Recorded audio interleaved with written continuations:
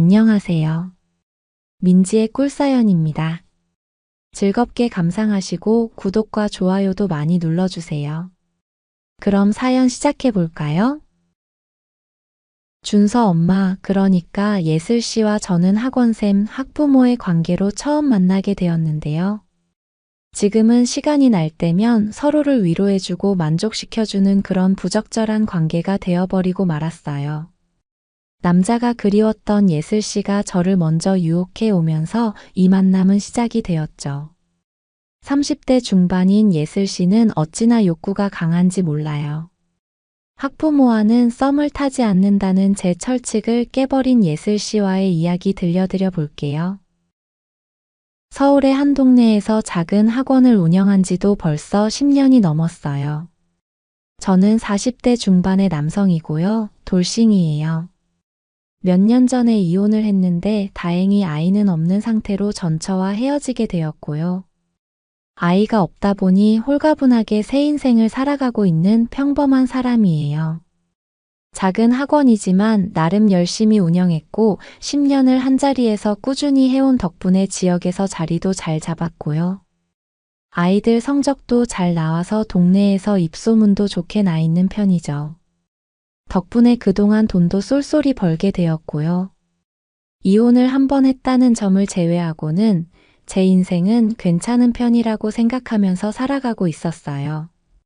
그렇게 지극히 평범하기만 했던 제 일상에 얼마 전 예상치 못한 큰 파장이 찾아오고 말았어요. 제가 운영하는 학원은 초등학생, 중학생을 대상으로 하고 있는 영어학원인데요. 그러다 보니 초등학생 자녀를 둔 엄마들은 저보다 나이가 어린 학부모인 경우도 꽤 있는 편이죠. 40대 중반이 되고 보니 30대 학부모 엄마들이 참 예뻐 보일 때가 많아요. 왜 여자들은 30대가 되면 본인을 꾸밀 줄도 알고 그러잖아요. 그 중에는 정말 매력이 넘치는 엄마들도 많은데요. 다만 학원을 운영하는 입장이다 보니 학부모들에게 흑심을 품지 않는다는 저만의 철칙을 가지고 지내왔어요. 학원도 교육업인데 학부모하고 부적절한 관계를 맺었다는 게 동네에 소문이라도 나면 학원이 망하는 건 순식간일 테니까요. 그런 저의 의지에 금이 가기 시작한 건 바로 예슬 씨를 만나고 나서부터였죠. 그날도 여느 날과 다르지 않은 평범한 오후였어요. 초등 남학생을 저희 학원에 보내고 있는 학부모가 상담을 요청한 일이 있었어요. 준서라는 초등학교 3학년 남자아이였는데 엄청 개구진 편이고 말도 정말 안 듣는 녀석이었는데요. 바로 준서 엄마가 상담을 요청해 온 거였어요. 낮 시간에 학원에서 상담을 진행하기로 하고 기다리고 있었는데 약속 시간보다 몇 분 먼저 그녀가 학원에 도착을 했더라고요. 학원 문을 열고 들어서는 그녀를 보는 순간 엄청 감탄을 하게 되었어요. 바로 준서 엄마인 예슬 씨였는데요. 몸에 쫙 달라붙는 원피스를 입고 있었는데 옷 때문이었는지 가슴이 유독 도드라지게 커 보였고 아무튼 엄청난 글래머였어요. 외모는 특출나게 미인은 아니었지만 얼굴에 새끼가 가득해 보이기도 했고요. 저런 와이프를 데리고 사는 남편은 얼마나 좋을까 부러운 생각이 들기도 했죠. 신규생이 등록할 때는 상담 업무를 봐주는 여직원이 일 처리를 주로 하는 편이라 저는 예슬 씨를 처음 보게 된 거였는데요. 솔직히 말해서 학부모이지만 한번 품에 안아보고 싶다는 생각이 들었던 게 사실이네요. 아무튼 저는 상담실로 예슬 씨를 안내했고요. 마주 앉아서 상담을 하는데 어디다 눈을 두어야 할지 당황스러울 정도였어요. 그래도 상대는 학부모잖아요. 자꾸만 그쪽으로 눈길이 가는 건 어쩔 수가 없었지만 최대한 정중하게 상담을 진행했어요. 준서가 남학생이다 보니 집에서는 공부도 안 하고 엄마 말도 잘 안 듣고 하는 게 골치가 아팠나 봐요. 아이 공부 문제도 걱정되고 학원에 아이를 맡겨놓고 공부를 열심히 하고 있는 건지 이런저런 것들이 궁금해서 방문을 했다고 하더라고요. 저는 우선 따뜻한 커피 한 잔을 내놓고 이런저런 상담을 하기 시작했죠. 제가 10년이나 학원을 운영하면서 깨달은 점이 있는데요. 학부모랑 상담할 때는 상대방 말을 잘 들어주고 공감해주는 게 최고의 상담이라는 건데요. 그래서 그날도 상담을 진행하면서 최대한 말은 적게 하고 예슬 씨의 이야기를 듣고 맞장구를 쳐주면서 공감하는 모습을 많이 보였죠.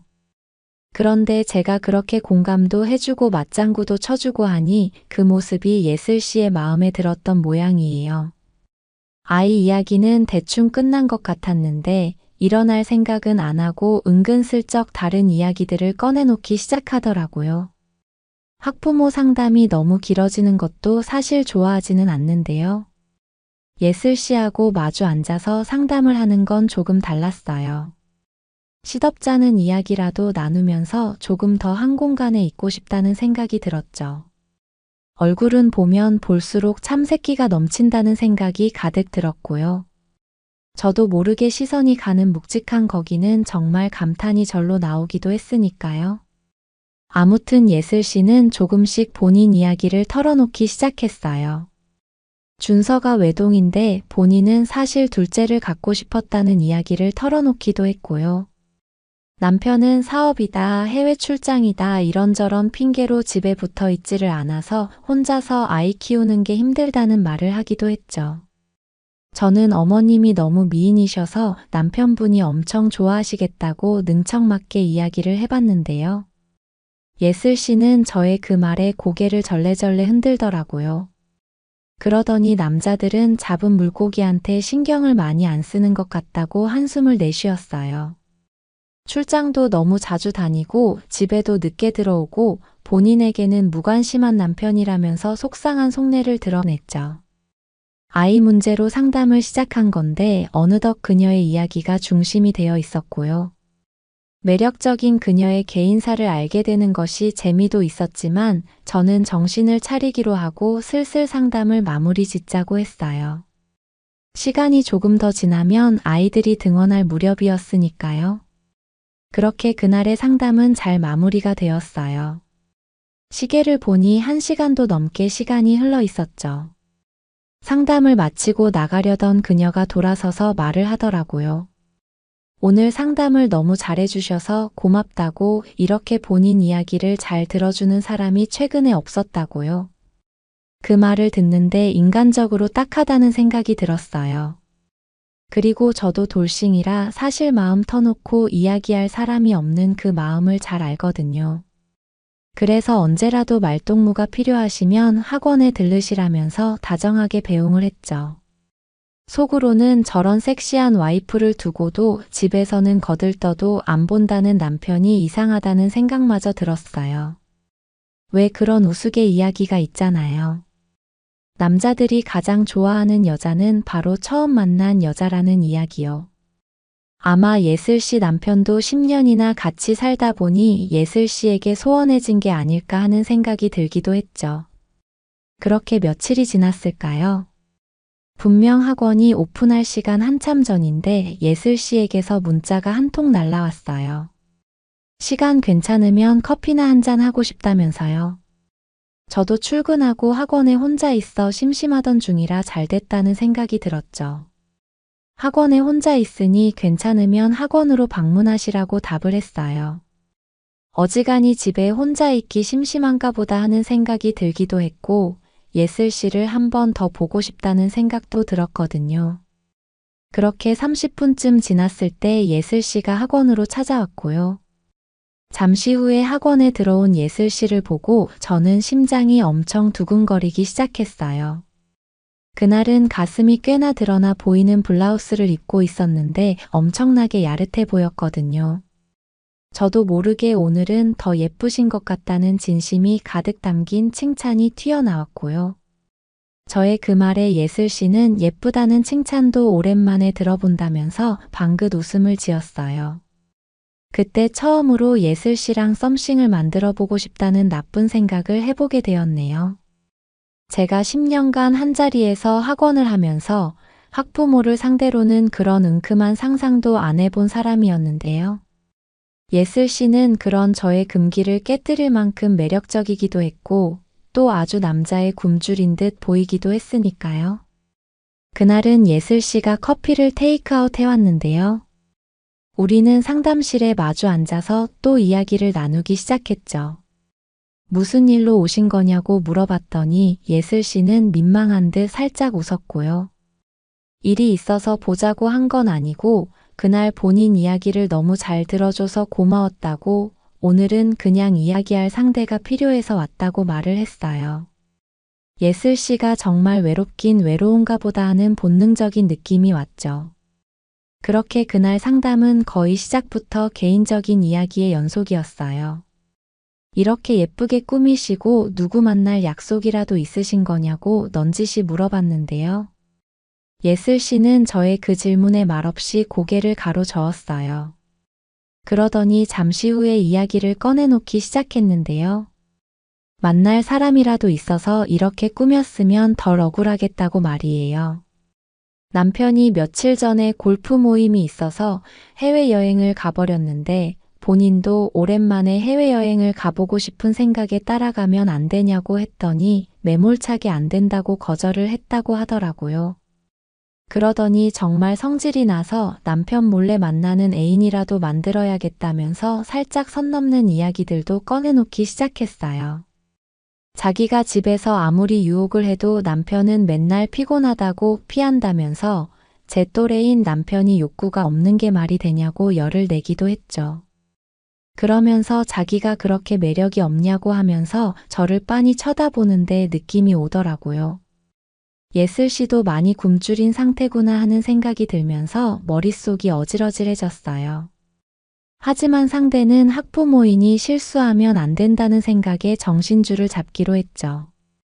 예슬 씨의 이야기는 어느덧 아슬아슬 선을 넘었다 말았다 하는 내용을 오가고 있었는데요. 아랫도리에서 반응이 오는 기분이 들기도 했지만 저는 최대한 정중하게 대화를 이어갔어요. 본물이 터진 것처럼 예슬 씨는 본인 하소연을 이어가기 시작했고요. 아직도 한참 때인 자기를 거들떠도 안 보는 남편 때문에 속상하다면서 갑자기 눈물까지 보이는 거 있죠. 그 모습에 저도 모르게 옆자리로 건너가서 휴지를 건넸는데요. 왜 사람이 위로하고 그러면 더 감정이 북받치고 그러잖아요. 예슬 씨도 제가 위로를 해주자 더 서럽게 눈물을 흘리더라고요. 그러더니 은근히 저에게 기대왔고요. 저는 살짝 예슬 씨의 어깨를 토닥여주게 되었죠. 그러다가 눈이 마주쳤는데 눈물이 잔뜩 고여있는 눈동자를 보니 안쓰럽다는 생각이 들기도 했고요. 아이러니하게 그 모습이 또 어찌나 섹시해 보이던지 심장이 마구 두근거리기 시작했어요. 분명 예슬 씨의 눈동자는 자기를 좀 어떻게 해달라고 부탁을 하고 있었죠. 아직 학원이 오픈 전이라 학원에는 저와 그녀 둘뿐이었고 무슨 일을 저질러도 아무도 모를 만한 시간이기는 했는데요. 하지만 여기는 학원이고 이 여자는 학부모라는 생각을 되뇌이면서 저는 이성을 붙잡으려 애를 썼는데요. 그런데 갑자기 예슬 씨가 제 목을 와락 끌어안고는 저에게 입을 맞추기 시작하더라고요.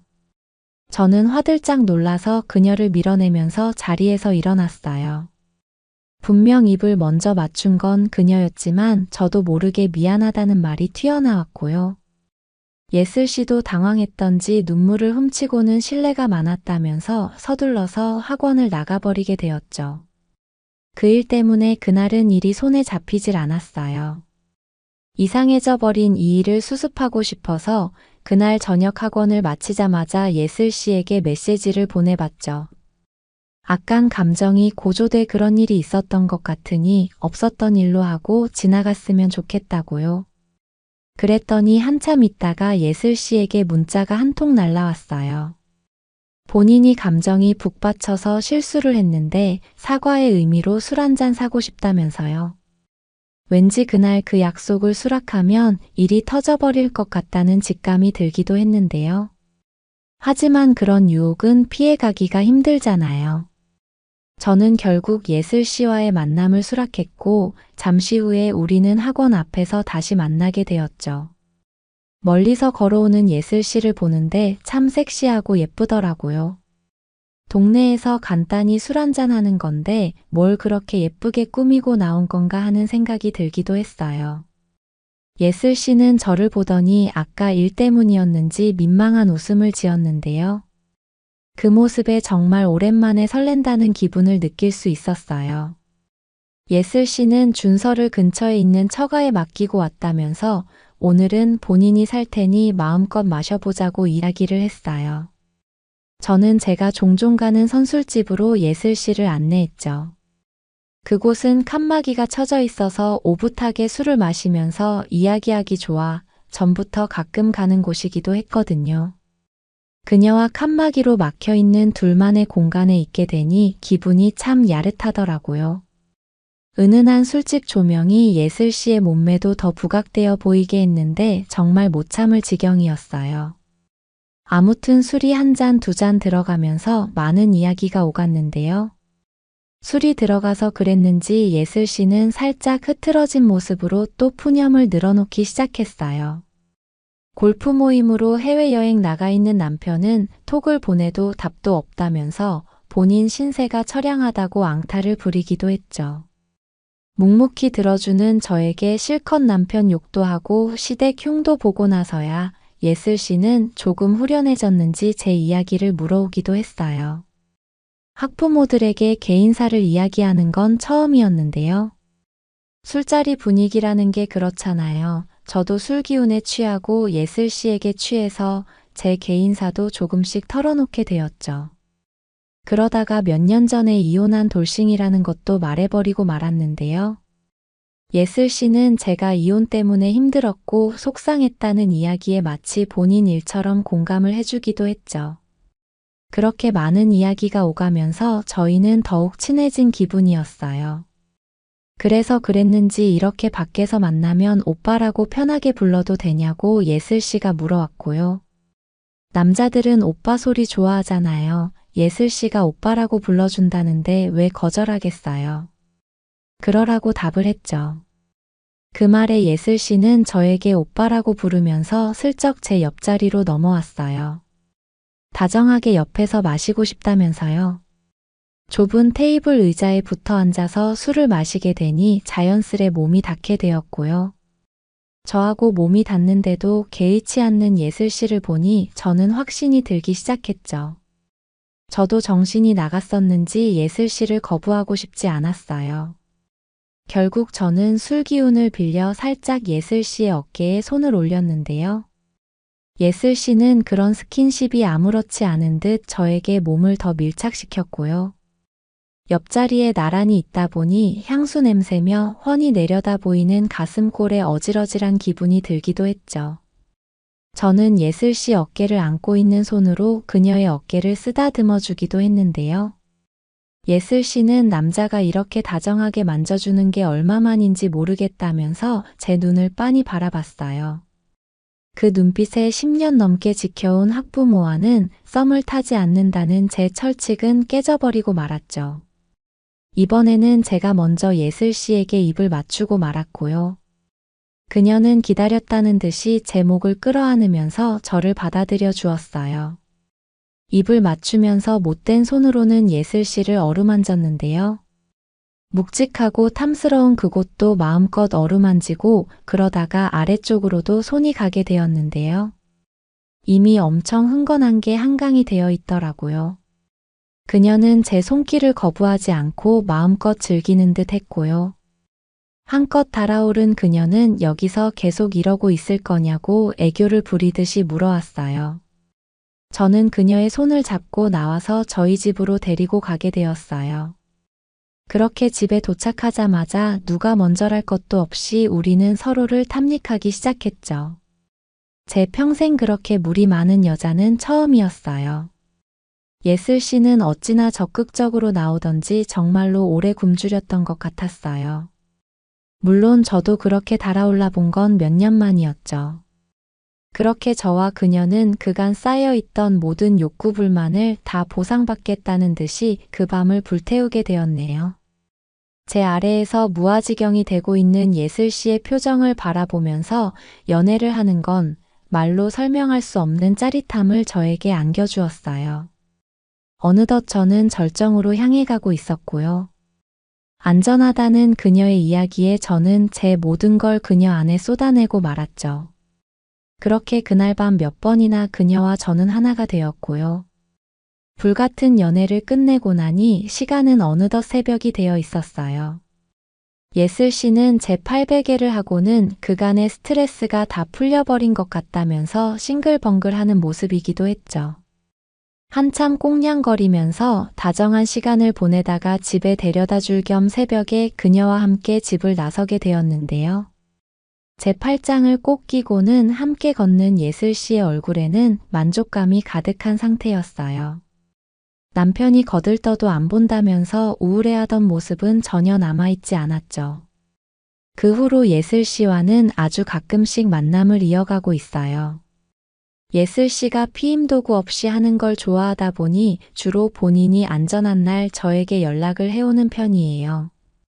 덕분에 저는 매번 예슬 씨를 만날 때마다 부담 없이 마음껏 안에다가 제 흔적들을 가득 쏟아내주곤 하네요. 예슬 씨도 그걸 좋아하는 편이고요. 물론 부적절한 관계라는 점이 마음에 걸리기는 해요. 그러다 보니 우리는 서로가 조심하고 있는 편이기는 한데요. 하지만 사람 마음이라는 게 참 간사하죠. 안 되는 줄 알면서도 멈추려고 해도 자꾸만 그녀를 향해 가고 있는 제 자신을 발견하게 되네요. 이 관계의 끝은 어디일지 모르겠지만 지금은 그저 그녀와 함께하는 이 순간이 달콤할 뿐이네요. 제 이야기는 여기까지입니다. 들어주셔서 고맙습니다. 집에 돌아오니 옷가지가 담긴 쓰레기 봉투들이 현관문 앞에 놓여 있었다. 사위는 의기양양하게 선언했다. 더 이상 여기는 장모님 댁이 아닙니다. 이 방은 이제 저희 어머니가 쓰셔야 하니 장모님은 시골로 내려가세요. 나는 그의 눈을 똑바로 쳐다보며 말했다. 그럼 나도 내 집에서 쓰레기 한 점을 더 치워야겠구나. 그는 1시간 뒤에 내가 이 집의 주인이 누구인지 똑똑히 보여주리라는 것을 아직 모르고 있었다. 안녕하세요. 저의 소중한 청취자 여러분. 배신과 차가운 복수, 그리고 자유를 되찾는 이 이야기를 시작하기 전에 여러분께 작은 부탁 하나를 드리고자 합니다. 이 이야기가 더 많은 여성분들에게 닿을 수 있도록 채널을 구독하고 좋아요를 눌러주세요. 그리고 어느 나라에서 듣고 계신지 댓글로 남겨주시면 감사하겠습니다. 여러분의 관심은 저에게 언제나 큰 힘이 됩니다. 자, 이제 편안히 앉아주세요. 즐겁게 들어주시길 바랍니다. 열쇠가 자물쇠에 들어가 묵직하고 기름진 소리를 내며 돌아가는 것은 언제나와 같았다. 나는 이 소리를 좋아했다. 그 소리에는 지난 한 달간 그토록 그리웠던 신뢰감과 고요함, 그리고 평화의 약속이 담겨 있었다. 요양원은 건강에 도움이 되긴 했지만 어딘가 모르게 딱딱한 곳이었다. 식당에서 달그락거리는 식기 소리, 이웃 할머니들의 혈압과 손주들에 대한 끝없는 이야기, 복도에 진동하는 소독약 냄새까지. 내가 꿈꿔온 것은 단 하나. 내 아파트 문턱을 넘어 오래된 나무 바닥과 책먼지의 익숙한 냄새를 들이마시는 것이었다. 마침내 내가 가장 아끼는 도자기 찻잔의 진한 보리차를 우려 마시는 순간을 고대했다. 나는 익숙한 긴 복도의 어스름을 기대하며 문을 밀었다. 하지만 나를 맞이한 것은 널찍한 공간이 아닌 검고 번들거리며 바스락거리는 벽이었다. 복도 전체가 현관문 바로 앞부터 옷걸이까지 거대한 쓰레기 봉투들로 가득 차 있었다. 그것들은 마치 살찐 거머리처럼 서로 뒤엉켜 통로를 막고 있었고 우리 집의 품격 있는 향기를 집어삼키는 싸구려 비닐 냄새를 풍겼다. 나는 얼어붙었다. 심장이 쿵하고 내려앉았지만 두려움 때문이 아니라 갑작스럽고 날카로운 혼란 때문이었다. 인테리어 공사라도 했나? 아니면 수도가 터졌나? 내가 없는 한 달 사이에 무슨 일이 있었기에 딸 수진이가 전화로 한마디도 하지 않았을까? 나는 앞으로 한 걸음 내디뎠다가 맨 앞에 봉투에 걸려 넘어질 뻔했다. 그것은 아무렇게나 묶여 있었고 검은 아가리 밖으로 소매 하나가 삐져나와 있었다. 나는 즉시 그것을 알아봤다. 내가 쌀쌀한 저녁의 기록 보관소 서류를 정리할 때 입던 회색 털실 가디건이었다. 요양원의 온기를 순식간에 몰아내는 냉기가 등골을 타고 흘렀다. 나는 몸을 숙였다. 그 옆 봉투는 옆구리가 찢어져 있었다. 그 안에는 책들이 마구잡이로 쌓여 있었다. 내 책들, 지난 40년간 모아온 박경리 전집, 오래된 미술 화집, 각종 참고서들, 그리고 그 모든 것 위에는 액자 하나가 엎어져 있었다. 나는 그것을 집어들었다. 유리가 깨져 세상을 떠난 남편 현우의 미소를 가로지르는 금이가 있었다. 이건 공사가 아니었다. 이것은 청소였다. 아파트 안은 조용했지만 부엌에서 들려오는 크고 맛있는 아삭아삭 소리가 그 정적을 깨고 있었다. 누군가 주인의 태도로 거리낌 없이 식사를 하고 있었다. 나는 봉투들이 마치 전염병이라도 옮길 듯 외투 자락이 닿지 않도록 조심하며 그것들을 넘어갔다. 복도를 지나 부엌 문가에 섰다. 내 사위, 민준이 나의 참나무 식탁에 앉아 있었다. 그는 최신 유행하는 청바지를 입은 다리를 쭉 뻗고 의자에 거만하게 앉아 금반지를 낀 손가락으로 커다란 녹색 사과를 들고 있었다. 그는 또 한 입을 베어 물고 소리내어 씹더니 마침내 나를 발견했다. 그의 얼굴에는 어떤 표정 변화도 없었다. 당황이나 죄책감은커녕 마치 창문으로 날아든 성가신 파리를 보는 듯한 가벼운 짜증만이 서려 있었다. 내 딸 수진이는 등을 보인 채 싱크대 앞에 서 있었다. 그녀의 어깨는 굳어 있었고 고개는 숙여져 있었다. 그녀는 컵을 닫고 있었는데 이미 깨끗해졌음에도 불구하고 스펀지로 미친 듯이 문지르고 있었다. 그녀는 내가 온 것을 알고 있었다. 나의 존재를 느끼고 있었지만 감히 돌아보지 못했다. 아, 박 여사님. 민준이 자리에서 일어서려는 시도조차 하지 않고 말했다. 일찍 오셨네요. 버스가 저녁에나 도착할 줄 알았는데 복도에 무슨 일이지? 내 목소리는 낮았지만 건조하게 울렸다. 중요한 목록을 잃어버린 기록, 보관소의 부주의한 직원에게 말할 때와 같은 말투였다. 왜 내 물건들이 건설 폐기물 봉투에 담겨 있는 거지? 민주는 손등으로 입술을 닦으며 비웃었다. 쓰레기가 아니라 최적화죠. 그는 이미 해바라기 씨 껍질이 쌓여 있는 접시에 사과 꼭지를 던졌다. 앉으세요, 장모님. 드릴 말씀이 있습니다. 아니, 알려드릴 소식이 있죠. 나는 앉지 않았다.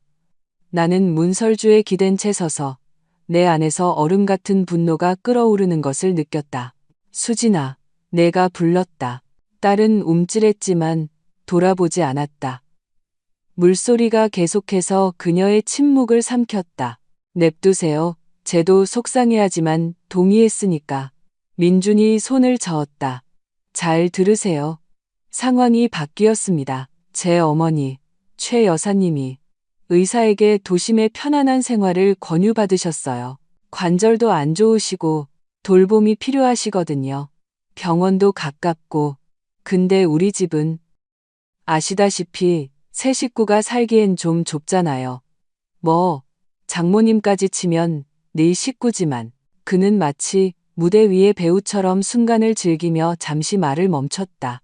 결론부터 말하자면 어머니가 여기 장모님 방으로 이사 오실 겁니다. 그 방이 가장 크고 밝아서 어머니께 딱 맞거든요. 그럼 나는? 나는 이미 답을 알고 물었다. 그가 입을 열기 전부터 알고 있었다. 문 앞에 쌓인 봉투, 더미와 내 딸의 비겁한 등에서 그 답을 보았다. 박 여사님은 자연으로 돌아가시는 겁니다. 사위가 장엄하게 선언했다. 말하자면 강원도에 있는 본가로요. 거기 공기도 좋고 환경도 깨끗하고 조용하고 아름답죠. 연금 생활자에겐 천국입니다. 수진이가 이미 짐은 다 싸뒀어요. 택시는 1시간 뒤에 부를게요. 바로 그곳까지 모셔다 드릴 겁니다. 시골집, 도시에서 100km 떨어진, 가스도 수도도 없는 기울어진 낡은 한옥. 5년 전부터 지붕이 땀고 겨울에는 하루 종일 아궁이에 불을 떼지 않으면 방안 온도가 5도까지 떨어지는 곳이었다. 그곳은 집이 아니라 무덤이었다. 그 집은 겨울에 살 수 있는 곳이 아니야. 내가 차분하게 말했다. 바닥은 썩었고 난방도 안 돼. 곧 여름이잖아요. 창밖은 잿빛의 쌀쌀한 11월이었지만 민주는 껄껄 웃었다. 조금 손보시면 되죠. 장모님은 강인하고 9세대라 단련되셨잖아요. 그는 일어서서 뼈마디 소리를 내며 기지개를 켜고는 내게 바짝 다가왔다. 그에게서는 비싼 향수 냄새와 썩은 사과 냄새가 섞여났다. 그는 자신의 권리, 힘, 그리고 처벌받지 않을 것이라는 확신에 차서 나를 내려다보고 있었다. 10년간 나는 그들이 자립할 수 있도록 여기서 무료로 살게 해주었다. 10년간 나는 그의 무례함, 아무렇게나 벗어던지는 양말, 시끄러운 음악을 참아왔다. 나는 가족을 돕고 있다고 생각했다. 장모님은 늙으셨어요. 그가 내 얼굴을 똑바로 보며 말했다. 그의 눈은 물고기처럼 텅 비어 있었다. 이렇게 넓은 공간이 왜 필요하세요? 방 3개에 높은 천장. 비합리적이죠. 마지막으로 좀 유용해지세요. 젊고 정말 필요한 사람들을 위해 공간을 비워주세요. 떠나세요. 제가 힘으로 끌어내게 만들지 마시고요. 그 순간 내 안에 무언가가 툭 하고 끊어졌다. 마치 몇 년간 작업해온 사건 파일이 담긴 무거운 폴더가 닫히는 것 같았다. 나의 가족이라는 이름의 사건은 영구 보존을 위해 기록 보관소로 넘어갔다. 나는 수진이를 보았다. 그녀는 물을 끄고 손가락 마디가 하얘지도록 싱크대 가장자리를 꽉 쥔 채 얼어붙어 있었다. 그녀는 모든 것을 한마디 한마디 다 들었고 침묵했다. 눈물은 나지 않았다. 내부는 개관을 앞둔 열람실처럼 텅 비고 맑아졌다. 나는 깨달았다. 내 앞에는 친척이 아니라 점령군이 있었다. 그리고 점령군과는 협상하지 않는다. 그들을 몰아낼 뿐이다. 나는 천천히 민준에게 시선을 돌렸다. 내 얼굴은 우리 집 외관을 장식한 조각상처럼 무표정했다. 그러니까 내가 늙었다는 거지. 내가 조용히 되물었다. 그리고 내가 유용해야 한다고? 바로 그거죠. 그는 나의 평온함을 순종으로 받아들이며 희죽거렸다. 히스테리 없이 서로 이해하게 되어 기쁘네요. 좋아. 내가 말했다. 그럼 지금 당장 내 집에서 쓰레기 한 점을 더 버려야겠군. 민주는 무슨 말인지 이해하지 못하고 미간을 찌푸렸다. 또 무슨 쓰레기요? 수진이가 이미 다 쌌는데. 나는 대답하지 않았다. 나는 부엌에서 돌아서서 걸어 나갔다. 어이, 그가 내 등 뒤에 소리쳤다. 어디 가세요? 짐은 복도에 있어요. 옷 입으세요. 차 곧 올 테니까. 나는 검은 봉투들 옆을, 쓰레기처럼 포장된 나의 과거 옆을 지나 긴 복도를 걸었다. 내 발걸음은 단호했다. 나는 출구로 향하지 않았다. 나는 아파트 깊숙한 곳, 복도가 갈라지는 곳으로 향했다. 오른쪽에는 그들이 남아있는 부엌과 거실이 있었다. 왼쪽에는 내 침실과 서재로 이어지는 넓은 통로가 있었다. 이 통로는 스테인드 글라스가 박힌 육중한 참나무 문으로 나뉘어 있었다. 민준이 유럽식 인테리어를 하고 공간을 넓히기 위해 오랫동안 철거하고 싶어 했던 전쟁 전의 낡은 문이었다. 하지만 나는 허락하지 않았고 이제야 그 이유를 알 것 같았다. 엄마. 마침내 수진의 목소리가 가늘고 겁에 질린 채 터져 나왔다. 엄마, 기다려. 나는 문간에 도착해 문턱을 넘어 내 방 내 서재, 나의 성역의 영역으로 들어섰다. 민주는 부엌에서 복도로 나와 청바지에 손을 닦았다. 이봐, 무슨 꿍꿍이야. 그의 목소리가 거칠어졌다. 서재에 숨는다고 해결될 거 없어. 나는 무거운 청동 손잡이를 잡고 그들을 향해 돌아섰다. 그들은 벽과 봉투들 사이에 끼인 좁은 복도에 서 있었다. 민주는 짜증으로 얼굴이 붉어졌고 수진이는 천처럼 창백했다. 숨는 게 아니야, 민준. 나는 모든 단어가 그들의 기억에 각인되도록 또렷하게 말했다. 내 자리를 지키는 거지. 그리고 힘껏 문을 내 쪽으로 당겼다. 무거운 문짝은 부드럽게 움직였고 경첩은 삐걱거리지도 않았다. 나는 항상 내 집의 모든 것이 제대로 작동하도록 신경 썼다. 뭐 하는 거야? 민준이 소리치며 앞으로 달려들었다. 하지만 그는 늦었다. 문이 그의 코앞에서 둔탁하고 최종적인 소리를 내며 닫혔다. 나는 즉시 채쇠로 된 잠금 장치를 돌렸다. 빗장이 걸리는 소리가 총성처럼 울렸다. 열어. 민준이 나무 문을 주먹으로 쳤다. 미쳤어. 늙은 마녀야? 당장 열어. 나는 차가운 문 표면에 등을 기댔다. 그의 주먹질에 문이 진동하는 것이 느껴졌고 수진이가 낑낑거리는 소리가 들렸다. 그들은 그곳 현관에서 화장실, 욕실, 침실로부터 차단된 채 그들이 내 운명으로 만들려 했던 쓰레기 봉투들과 함께 복도에 갇혔다. 나는 눈을 감고 깊은 숨을 들이쉬었다. 이곳 아파트의 이쪽 부분의 공기는 맑았다. 책과 라벤더 향기가 났다. 전쟁은 시작되었고 첫 수는 내가 두었다. 나는 뒤돌아보지 않고 문에서 멀어졌다. 등 뒤 복도에서는 폭풍이 거세지고 있었다. 민주는 참나무 문을 주먹으로 두들겨댔고 그의 욕설과 위협이 섞인 고함은 마치 지하실에 갇힌 개 짖는 소리처럼 벽 안에서 둔하게 울렸다. 수진이는 가늘게 무언가 낑낑거렸지만 나는 이미 말을 알아들을 수 없었다. 나에게 그 소리들은 이제 그저 배경소음, 창밖 전차의 덜컹거림처럼 익숙해져서 더 이상 신경 쓰이지 않는 성가신 방해물일 뿐이었다.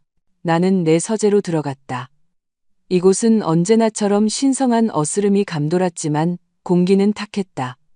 오래된 종이와 밀랍 냄새에 익숙한 내 코가 이질적인 향을 감지했다.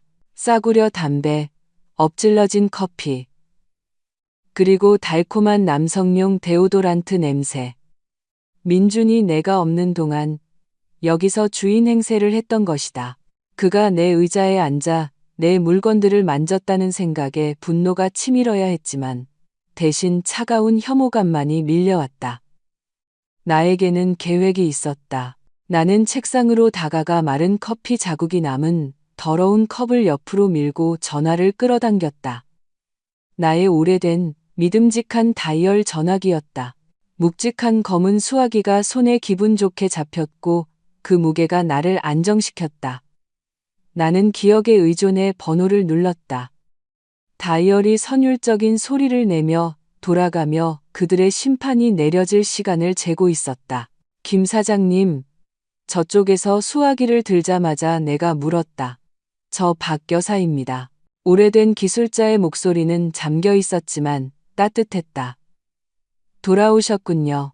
창문에 불이 켜진 걸 봤습니다. 돌아왔어요. 김철수 사장님. 도움이 필요해요. 연장 가방 챙겨서 저희 집으로 올라오세요. 급합니다. 자물쇠의 문제라도 생겼습니까? 그가 걱정스럽게 물었다. 아직은 아니지만 곧 그렇게 될 겁니다. 현관문 자물쇠를 교체해야 하고 아마 사장님의 힘이 필요할지도 몰라요. 알겠습니다. 그가 짧게 대답했다. 불필요한 질문은 없었다. 9세대의 방식이었다. 10분 안에 가겠습니다. 나는 수화기를 내려놓았다. 이제 가장 중요한 일을 할 시간이 생겼다. 나는 책장으로 다가가 백과사전들 뒤에 숨겨진 작은 금고로 향했다. 돌아가신 남편 현우가 벽에 설치해둔 것이었다. 민주는 금고의 존재는 알았지만 비밀번호는 절대 몰랐다. 그에게 이것은 그냥 쇠상자일 뿐이었다. 나에게는 내 집의 심장이었다. 손가락이 익숙하게 조합을 눌렀다. 문이 소리 없이 열렸다. 금고의 어둠 속에서 차가운 금속의 기운이 느껴졌다. 나는 칠이 벗겨진 녹색의 무거운 철제 상자를 꺼냈다. 무게가 3kg은 좋게 나갈 텐데. 지금 내 손에는 깃털처럼 가볍게 느껴졌다. 나는 그것을 책상 위에 놓고 뚜껑을 열었다. 여기 나의 병사들, 나의 군대가 있었다. 맨 위에는 부동산 소유권 증명서 원본이 놓여 있었다. 관인이 찍힌 누런 종이. 거기에는 단 하나의 이름만 있었다. 박민서. 어떤 지분도, 공동 소유주도 없었다. 하지만 가장 중요한 무기는 그 아래에 있었다. 나는 얇은 서류 뭉치를 꺼냈다. 그것은 주거 공간 무상 사용 계약서였다. 5년 전, 수진이가 민준이 좋은 직장을 얻을 수 있도록 전입신고를 하게 해달라고 애원했을 때 나는 조건부로 동의했다. 기록 관리사로서 나는 문서의 힘을 알고 있었다. 나는 그들에게 이 서류에 서명하게 했다. 그들은 그때 웃었다. 민준은 농담했다. 장모님, 국정원에서 일하셨어요? 이런 관료주의가 왜 필요해요? 우린 가족이잖아요. 하지만 그는 보지도 않고 서명했다. 계약서에는 명확히 명시되어 있었다. 거주권은 1년 기간으로 제공되며 소유자의 서면 동의가 있을 경우에만 연장될 수 있다. 마지막 연장은 내가 요양원에 있는 동안 3주 전에 끝났다. 나는 서명하지 않았다. 법적으로 바로 지금 내 복도에 있는 사람들은 친척이 아니었다. 타인의 주거 공간을 불법적으로 점유하고 있는 외부인들이었다. 문을 두드리는 소리는 뜸해졌지만 더 강해졌다. 아마 민준이 어깨로 자물쇠를 부수려는 모양이었다. 어리석은 녀석. 이문은 41년 폭격도 견뎌냈다. 그의 히스테리도 견뎌낼 것이다. 나는 메모지 한 장을 찢어 펜을 들었다. 내 필체는 한치의 떨림도 없이 반듯하고 명필이었다. 너희들의 개인 짐을 쌀 시간은 45분이다. 45분 후에 기술자가 와서 자물쇠를 교체할 것이다. 자발적으로 나가지 않으면 경찰을 불러 불법 거주에 대한 서류를 제출하겠다. 시간은 흐르기 시작했다. 나는 소리치는 혼돈으로부터 나를 분리시키는 문으로 다가가 몸을 숙여 문턱 아래 틈으로 쪽지를 밀어 넣었다. 저편에서 정적이 흘렀다. 그들이 종이를 본 것이다. 나는 바스락거리는 소리와 함께 수진이가 소리내어 읽는 속삭임을 들었다. 45분. 그녀가 중얼거렸고 그 목소리에는 진정한 공포가 서려 있었다. 웃기시네. 민준이 으르렁거렸다. 늙은 여우가 허풍 떠는 거야. 아무것도 못해. 수진. 문 부수는 것 좀 도와줘. 하지만 더 이상의 충격은 없었다. 그들은 두려워했다. 경찰이 아니라 나의 정확성에 두려움을 느꼈다. 민주는 내가 시간을 명시하면 이미 모든 것이 진행 중이라는 것을 알고 있었다. 나는 서류를 다시 상자에 넣기 위해 책상으로 돌아갔다. 하지만 내 시선은 사위가 책상 위에 어질러 놓은 것들에 멈췄다. 그는 지금은 없는 자신의 노트북을 놓을 자리를 만들기 위해 내 서류철들을 밀쳐놓고 어떤 우편물들을 한데 모아두었다. 나는 무심코 정리를 시작했다. 습관이었다. 서류가 엉망이면 머릿속도 엉망이 된다. 나는 봉투 더미를 들고 가장자리로 옮기려 했다. 그리고 그 순간 얼어붙었다. 이것들은 내 편지가 아니었다. 그리고 평범한 흰 봉투에 담겨 오는 아파트 관리비 고지서도 아니었다. 이것은 중요, 본인에게 직접 전달이라는 붉은 도장이 찍힌 두툼한 공식 서신 뭉치였다. 수신인은 강민준. 나는 남의 편지를 읽는 것이 나쁜 짓임을 알았지만 민준은 방금 나에게 전쟁을 선포했고 전쟁에서는 정보가 모든 것을 결정한다. 나는 안경을 쓰고 맨 위 봉투를 들었다. 이미 개봉되어 옆구리가 거칠게 찢어져 있었다. 나는 종이를 꺼냈다. 대형 상업은행의 로고. 글자들이 눈에 띄어들어 무자비한 그림을 만들어냈다. 존경하는 대출자님, 체계적인 상환 일정 위반으로 인해 강제 집행 절차에 들어갑니다. 나는 그 종이를 내려놓고 다음 봉투를 들었다. 뜯지 않은 것이었다. 나는 조심스럽게 가장자리를 찢었다. 담보 재산 처분 절차, 개시 통지서, 주소, 창고, 제사후 매장. 내 손은 차가워졌지만 이성은 2배의 속도로 작동하기 시작했다. 민주는 항상 자신의 사업을 자랑했다. 물류, 수입, 전망. 그는 사업이 잘 되고 있어서 곧 교외에 전원주택을 살 것이라고 말했다. 나는 나머지 편지들을 훑어보았다. 빚의 액수는 천문학적이었고 날짜는 최근이었다. 마지막 편지는 채권 추심 기관에서 온 것이었다. 그곳의 어조는 이미 은행의 그것과는 전혀 달랐다. 나는 눈을 들어 잠긴 문을 보았다. 그래서 그랬구나. 최 여사님이 돌봄이 필요해서 여기로 이사 오는 것이 아니었다. 그리고 그들이 비좁아서 나를 썩어가는 시골집으로 쫓아내는 것도 아니었다. 민주는 파산했다. 그는 모든 것을 잃었다. 그의 창고, 그의 상품, 그의 전망. 그는 자신의 어머니를 둘 곳이 없었다. 왜냐하면 나는 끔찍한 추측에 사로잡혔기 때문이다. 아마도 그녀의 집 또한 이 금융의 구렁텅이에 어떻게든 얽혀 있을 것이다. 그는 주인의 자격으로 영토를 확장하러 온 것이 아니었다. 그는 궁지에 몰린 쥐처럼 숨을 곳을 찾아온 것이었다. 그리고 자신의 목숨을 구하기 위해 나를 이 구렁텅이의 먹이로 던져주기로 결심했던 것이다. 나는 조심스럽게 편지들을 다시 뭉쳐놓았다. 이제 이것은 내 책상 위의 단순한 쓰레기가 아니었다. 이것은 그의 어떤 카드도 이길 수 있는 비장의 카드였다. 김 사장님이 오기까지 아직 30분이 남아 있었고, 이제 나는 이 문을 열었을 때 무슨 말을 해야 할지 정확히 알았다. 금속이 부서지는 소리가 총성처럼 서재의 정적을 갈랐다. 반세기 동안 충실하게 제 역할을 다해온 청동 손잡이가 애처로운 소리를 내며 제자리에서 뽑혀 나왔다. 문이 활짝 열리며 벽에 부딪혔고 천장에서 미세한 회반죽 가루가 쏟아져 내렸다. 민주는 불꽃땀에 젖은 채 눈에는 승리의 광채를 띠고 거칠게 숨을 몰아쉬며 방으로 뛰어들었다. 그의 손에는 부서진 손잡이가 아니라 내 겹으로 접힌 종이 한 장이 들려 있었다. 그의 등 뒤, 복도 그림자 속에는 수진이가 내 성역의 문턱을 넘지 못한 채 웅크리고 있었다. 45분이라. 그가 숨을 내뱉었고 그의 입술이 비뚤어진 미소로 일그러졌다. 시간으로 날 겁주겠다? 이 늙은이가. 내가 여기 법이라고 생각해? 그는 내 책상으로 걸어가며 길을 막고 있던 의자를 걷어찼다. 나는 미동도 하지 않았다.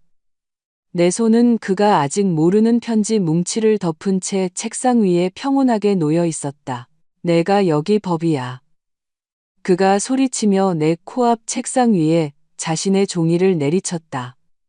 글은 아직 읽을 줄 아나? 아니면 노망이 들어서 뇌를 다 파먹었나? 나는 종이를 곁눈질했다. 그것은 위임장이었다. 지난 겨울 기억나? 그의 목소리에서는 독과 자기만족이 흘러나왔다. 독감, 체온 40도. 그때 아주 정신 못 차리고 누워 있었잖아. 내가 죽도 날라다 주고 서류에 서명도 받아냈지. 보조금 신청한다고. 기억나? 나는 기억했다. 끈적한 열기, 멍한 머릿속. 그리고 사위의 끈질긴 목소리. 여기 서명하세요, 박 여사님. 여사님 아프신 동안 저희가 관리비 낼 수 있게 하는 그냥 형식적인 거예요. 이건 일반 위임장이야. 민준이 관인이 찍힌 곳을 손가락으로 가리키며 의기양양하게 선언했다. 모든 재산, 이 낡아빠진 집을 포함한 모든 것을 처분할 권리가 있는 위임장. 그러니까 법적으로는 내가 당장이라도 널 여기서 창문 밖으로 던져버릴 수도 있어. 내가 후견인이야. 넌 무능력한 부양가족이고 그는 문가에 서 있는 딸에게 돌아섰다. 수진 뭐해? 짐차에 싣고 저 여자 외투 가져와. 5월도 아닌데. 우리 지금 당장 가는 거야. 수진이는 머뭇거리며 한 걸음 앞으로 나섰다. 그녀의 눈은 내 눈을 피하며 불안하게 흔들렸다. 오빠, 그렇게 거칠게 할 필요는 없잖아. 그녀가 떨리는 목소리로 말하기 시작했다. 필요해. 그가 잘라 말했다. 좋게 말해서는 못 알아들어. 감히 우리를 위협해? 나는 천천히, 보란듯이 천천히 안경집으로 손을 뻗었다. 안경을 꺼내 털쇼 가장자리로 렌즈를 닫고 코에 걸쳤다. 읽어보시지. 민준이 낄낄거렸다. 쉼표라도 찾아봐. 빌어먹을 기록, 관리사 양반. 나는 종이를 들었다. 종이는 값싸고 회색이었다. 본문은 오타가 섞여 인쇄되어 있었다. 나는 글자들을 훑어보았다. 강민준 씨에게 관리 및 처분을 위임함. 그래, 문구는 표준적이었다. 비전문가가 보기에는 무섭고 설득력 있게 보였다. 하지만 나는 비전문가가 아니었다. 나는 40년간 국가기록보관소의 관리자였다. 나는 모든 글자 하나의 가치를 알고 있었다. 수진아, 멈춰. 나는 고개를 들지 않고 말했다. 딸이 얼어붙었다. 내가 뭔데 쟤한테 명령이야? 민준이 발끈했다. 민준아. 나는 안경을 벗고 렌즈 너머로 그를 쳐다보았다. 내 목소리는 수평선처럼 평탄했다. 내가 이 서류를 만들 때 돈을 좀 아낀 것 같구나. 뭐? 그는 내 말투에 당황하여 눈을 깜박였다. 법무사 말이야. 나는 페이지 하단의 보라색 인형을 손가락으로 톡톡 치며 설명했다. 박 씨, 시장 근처 반지하에 앉아 5만 원 받고 질문하는 그 사람이지. 그게 무슨 상관이야? 그가 콧방귀를 뀌었지만 그의 눈에는 불안감이 스쳐 지나갔다. 도장 있고 내 서명 있잖아. 상관 있지, 여보게. 법무사법 제40조 제3항에 따르면 말이야. 나는 미숙한 학생에게 강의하듯 말했다. 부동산 처분 관련 거래 및 연금 수급 연령자의 재산에 대한 그러한 행위를 포함하는 위임장은 해당 부동산 등록지 관할 행정구역에 소속된 법무사의 공증을 의무적으로 받아야 해. 우리 집은 종로구 소속인데 박 법무사는 경기도 등기소에 등록되어 있더군. 나는 그 종이를 마치 사용한 냅킨처럼 조심스럽게 책상 위에 다시 놓았다.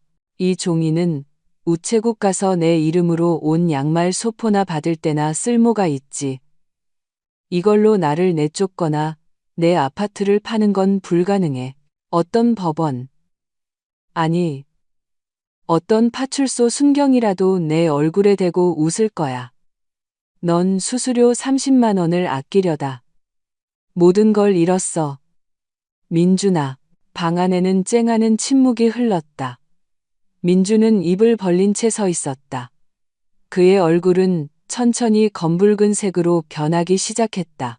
그는 자신의 비장의 카드가 무용지물이 되었다는 것을 깨달으려는 듯 나와 종이를 번갈아 쳐다보았다. 거짓말. 그가 헐떡였지만 목소리에는 이미 확신이 없었다. 변호사에게 전화해봐. 내가 제안했다. 아, 맞다. 넌 변호사 살 돈이 없지. 그는 주먹을 불끈 쥐었고 콧구멍이 벌렁거렸다.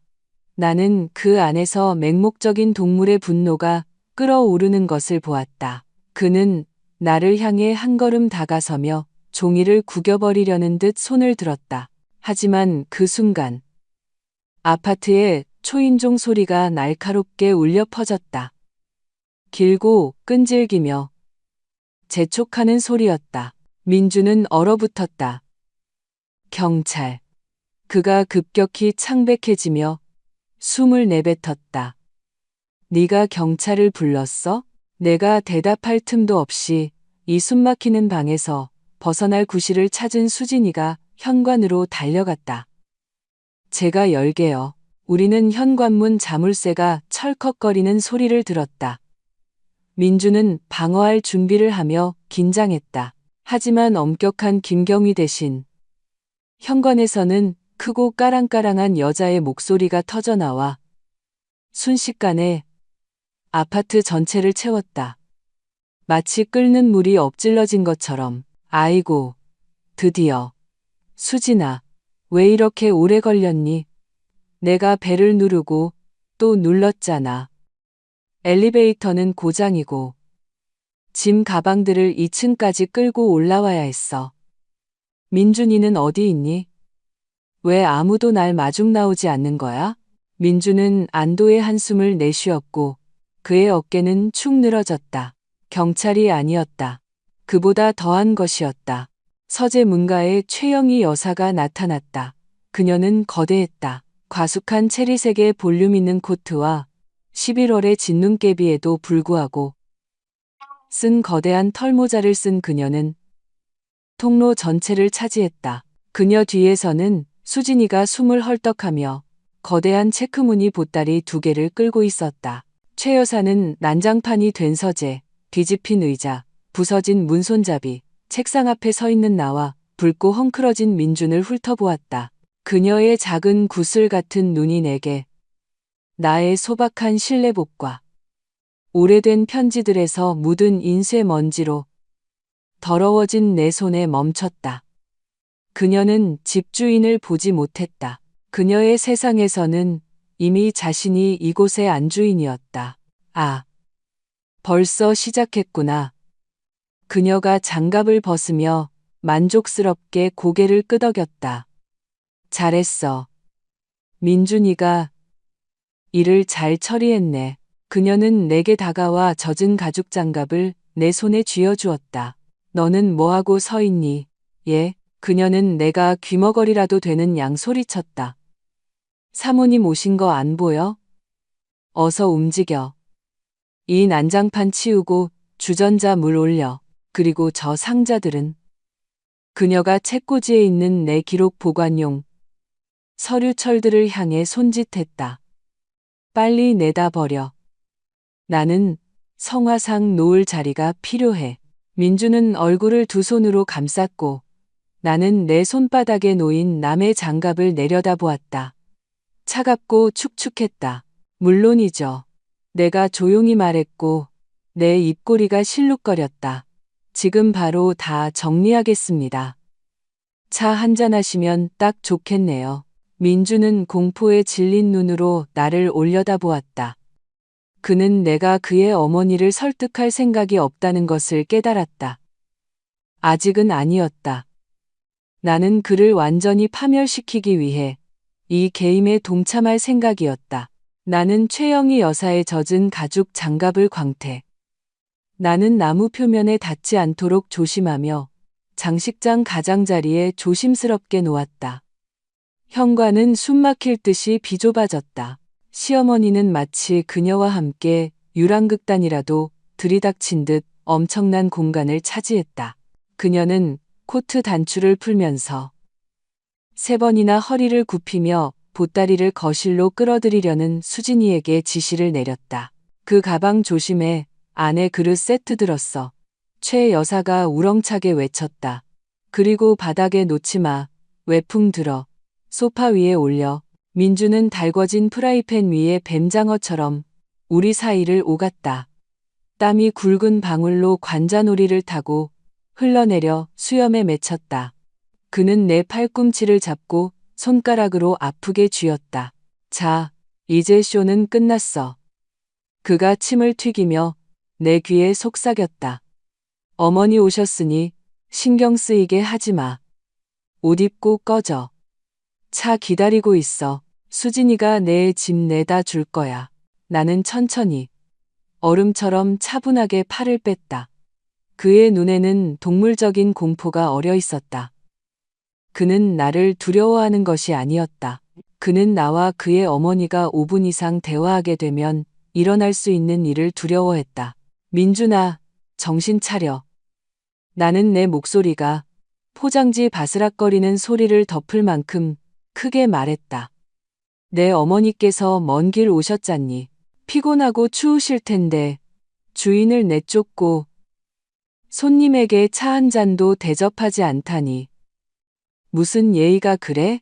최 여사는 이미 코트 한쪽 팔을 벗다가 멈춰섰다.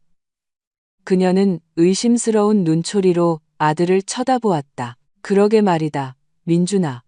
그녀가 중얼거렸다. 넌 왜 그렇게 대인 것처럼 구니? 숨 좀 돌리자. 나 기차에서 내려서 허리가 아프다. 그리고 어쨌든 내 영지를 좀 둘러보고 싶구나. 내 영지라는 말이 귀에 거슬렸지만 나는 티 내지 않았다. 나는 그들이 내게 부여한 역할, 즉 주인 집에서 마지막 시간을 보내는 늙고 정신 나간 식객의 역할을 받아들이며 온화하게 미소 지을 뿐이었다. 부엌으로 가시죠, 최 여사님. 나는 길을 가리키며 안내했다. 마침 제가 새로 보리차를 끓여놨습니다. 보리차라. 그녀는 나를 지나치며 어깨를 부딪히고 주인 행세를 하며 지나가면서 콧방귀를 뀌었다. 뭐 괜찮겠지. 너무 진하게만 끓이지 마. 나 혈압 있거든. 우리는 부엌으로 이동했다. 내가 아침의 고요함과 햇살 때문에 사랑했던 공간은 이제 작고 답답하게 느껴졌다.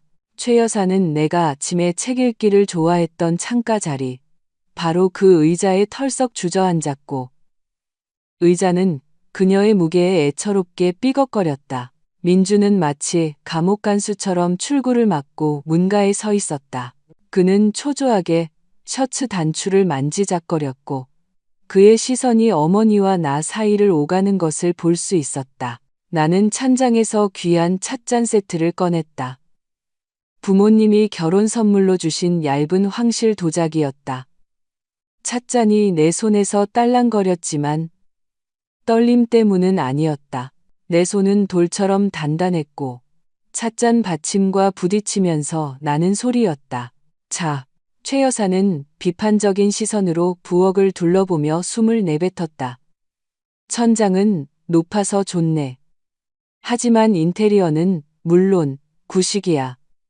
이 꽃무늬 벽지 좀 봐. 민준아, 내가 말했잖아. 내가 짐 싸는 동안 바로 인부들 불렀어야 했다고. 엄마, 나중에, 다 나중에 해요. 민준이 재빨리 말하며 마치 주전자를 빼앗으려는 듯 내게 한 걸음 다가왔다. 박 여사님은 서두르셔야 해요. 버스 시간 다 됐어요. 무슨 버스? 최 여사는 내 손에서 찻잔을 받으며 의아해했다. 차로 모셔다 드리는 거 아니었어? 내가 편안하게 모실 거라고 했잖아. 차로 모셔다 드리죠. 그가 서둘러 정정했다. 택시 기다리고 있어요. 미터기 올라가고 있다고요. 나는 천천히 찻주전자에 끓는 물을 부었다. 향긋한 차 향기가 부엌에 퍼지며 거짓된 아늑함을 만들어냈다. 나는 최 여사 맞은편에 앉아 그녀 등 뒤에서 사위가 보내는 필사적인 신호를 무시했다. 그는 목을 긋는 신음을 하고 눈을 동그랗게 뜨고 소리 없이 입모양으로 말했다. 나가. 하지만 나는 서두를 생각이 없었다. 있잖아요, 최 여사님. 나는 과자가 담긴 그릇을 그녀 쪽으로 밀어주며 사교적인 톤으로 시작했다. 저는 아직도 이해가 안 가는 게 있어요. 여사님은 강릉에 그렇게 멋진 집이 있으셨잖아요. 수진이가 보여준 사진 기억나요? 강 옆에 정원도 있고 창문 아래 라일락도 피고요. 왜 노년의 이 시끄러운 도시로 오시려는 거예요? 여기는 공기도 탁하고 차 소리도 시끄럽잖아요. 민주는 마치 전기 충격을 받은 것처럼 움찔했다. 엄마, 저 여자 말 듣지 마세요. 헛소리 하는 거예요. 그가 외쳤다. 박 여사님, 일어나세요. 하지만 최 여사는 이미 과자를 한 입 베어 물고 씹으며 진심으로 의아하다는 듯이 나를 쳐다보았다. 그녀의 작은 눈에 이상한 어린아이 같은 당혹감이 스쳐 지나갔다. 무슨 짓말이니? 예. 그녀는 거대한 가슴에서 부스러기를 털어내며 물었다. 나 이제 강릉에 집 없어. 나는 찻잔 너머로 그녀를 보며 차를 한 모금 작게 마셨다. 없다니요? 내가 부드럽게 되물었다. 파셨어요? 하지만 평생 거기서 사셨잖아요. 민준이가 그러던데 여사님께서 그 땅을 아주 사랑하신다고요. 사랑하지 물론. 최 여사의 목소리가 떨렸다. 그 목소리에는 서운함이 묻어났다. 민준이가 가족을 위해서 그래야 한다고 했어. 엄마, 밭에서 그만 고생하시라고 했지. 좋은 방법 찾았다고 했어. 서울 중심가에 으리으리한 집이 있다고. 그녀는 부엌을 손으로 휘저었다. 걔가 그랬어. 엄마, 그 낡은 집 팔고 내 사업 자금 보태서 장모님 아파트를 사자고. 부엌에는 수도꼭지에서 물방울이 떨어지는 소리가 들릴 정도로 정적이 흘렀다. 뚝, 뚝, 뚝. 나는 천천히 찻잔을 받침에 내려놓았다. 도자기가 조용히 쨍그랑 소리를 냈다. 민주는 문가에 얼어붙어 있었다. 그는 숨을 쉬지 않았다.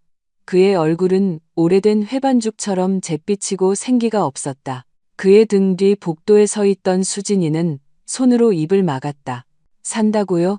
제 아파트를? 내가 모든 단어가 이 침묵 속으로 모처럼 박히도록 아주 조용히 되물었다. 그럼 최 여사는 불길함을 느끼기 시작하며 미간을 찌푸렸다. 그녀는 아들을 쳐다보고 그 다음 나를 쳐다보았다. 민준이가 그랬어. 장모님은 시골로 뿌리 찾아 돌아가고 싶어 하시고 아파트는 파신다고. 그래서 걔가 내 집을 빨리 거의 헐값에 팔아버렸어. 계약 마무리하려고. 돈은 지난주에 벌써 너한테 보냈다고 하던데. 그녀는 내 얼굴을 보며 말을 멈췄다. 내 얼굴에는 거래에 대한 기쁨도 이해의 표정도 없었다. 민준아. 최 여사의 목소리가 낮고 위험해졌다. 민준아. 제가 왜 날 저렇게 쳐다보니? 나는 사위에게 시선을 돌렸다. 이제 모든 퍼즐 조각이 제자리를 찾았다. 은행에서 온 편지, 빚, 어머니의 갑작스러운 이사. 그는 단지 나를 쫓아내고 싶었던 것이 아니었다. 그는 자신의 어머니를 속여 돈을 훔쳤다. 그는 그녀의 유일한 집, 그녀의 안식처를 팔아서 자신의 불타는 빚을 갚았고 그녀에게는 내 아파트를 사준다는 동화를 들려주었다. 그는 우리 둘 다를 집 없는 사람으로 만들었다. 그러니까 아파트를 사셨다는 거군요. 나는 크기가 반으로 줄어든 것 같은 민준에게서 눈을 떼지 않고 길게 말했다. 그리고 강가에 집을 판 돈은 이 아파트 대금으로 쓰였고요. 당연하지. 최 여사는 알 수 없는 긴장감에 화가 나기 시작하며 쏘아붙였다. 5천만 원. 민준아, 왜 말이 없어? 입에 물이라도 물었니? 설명 좀 해봐. 나는 천천히 두 손으로 테이블을 짚고 일어섰다. 이것은 정의였다. 최 여사님, 내가 또렷하게 말했다. 저는 어떤 돈도 받지 않았습니다. 이 아파트는 팔지도 않았고 팔 생각도 없었습니다. 최 여사는 과자를 떨어뜨렸다. 그것은 차 속으로 떨어져 갈색 물보라를 일으켰다. 뭐라고? 그녀가 속삭였다. 당신 아들은요? 나는 문가에서 떨고 있는 남자를 손가락으로 가리켰다. 파산했어요. 빚더미에 앉았다고요. 당신 집을 훔친 겁니다. 최 여사님, 자기 빚 갚으려고 집을 팔고 당신을 여기로 데려와서 저를 길거리로 내쫓고 공짜로 살게 할 셈이었던 거죠. 나는 사위의 눈을 똑바로 쳐다보았다. 말해봐, 민준아. 내 어머니께 돈이 어디 있는지 말해봐. 최 여사는 천천히 육중하게 의자에서 일어났다. 그녀의 얼굴은 끔찍한 검붉은 색으로 물들기 시작했다. 그녀는 아들에게 돌아섰다. 그 순간 민주는 잠긴 문과 나의 위협이 애들 장난이었다는 것을 깨달았다. 그에게 진정한 지옥은 이제 막 시작된 것이었다. 날카로운 따귀 소리가 공기를 가르며 냉장고 소음마저 잠재웠다. 민준의 고개가 옆으로 돌아갔고 그의 뺨에는 어머니의 무거운 손바닥 자국이 즉시 선홍색으로 부어올랐다. 도둑놈. 최영희 여사가 포효했고 그녀의 목소리에는 찬장의 유리잔이 떨릴 정도의 분노가 서려 있었다. 제 어미를 등쳐먹어? 돈 어딨어? 이 악마야. 내 5천만 원 어딨냐고. 민주는 움찔하며 뒤로 물러나다 문설주의 등을 부딪혔다. 그의 손은 떨리고 있었다. 그는 마치 곰으로부터 자신을 방어하려는 듯 손을 앞으로 내밀었다. 엄마, 진정하세요. 이건 일시적인 거예요. 그가 가성으로 비명을 질렀다. 이건 투자예요. 운용 자금이라고요. 다 갚을게요. 이자까지 쳐서 갚을게요. 여름까지요. 최 여사는 식탁에서 행주를 집어 채찍처럼 휘둘렀다. 그럼 여름까지 난 어디서 살라고? 기차역에서? 내가 아파트는 샀다고 했잖아. 내 거라고 했잖아. 그 순간 수진이가 입을 열었다.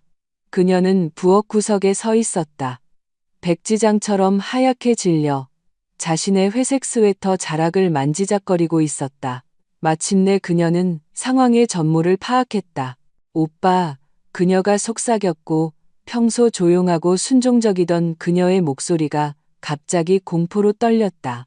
오빠가 어머님 집을 팔았고 이 아파트가 우리 집이 아니라면 우리는 갈 곳이 없어.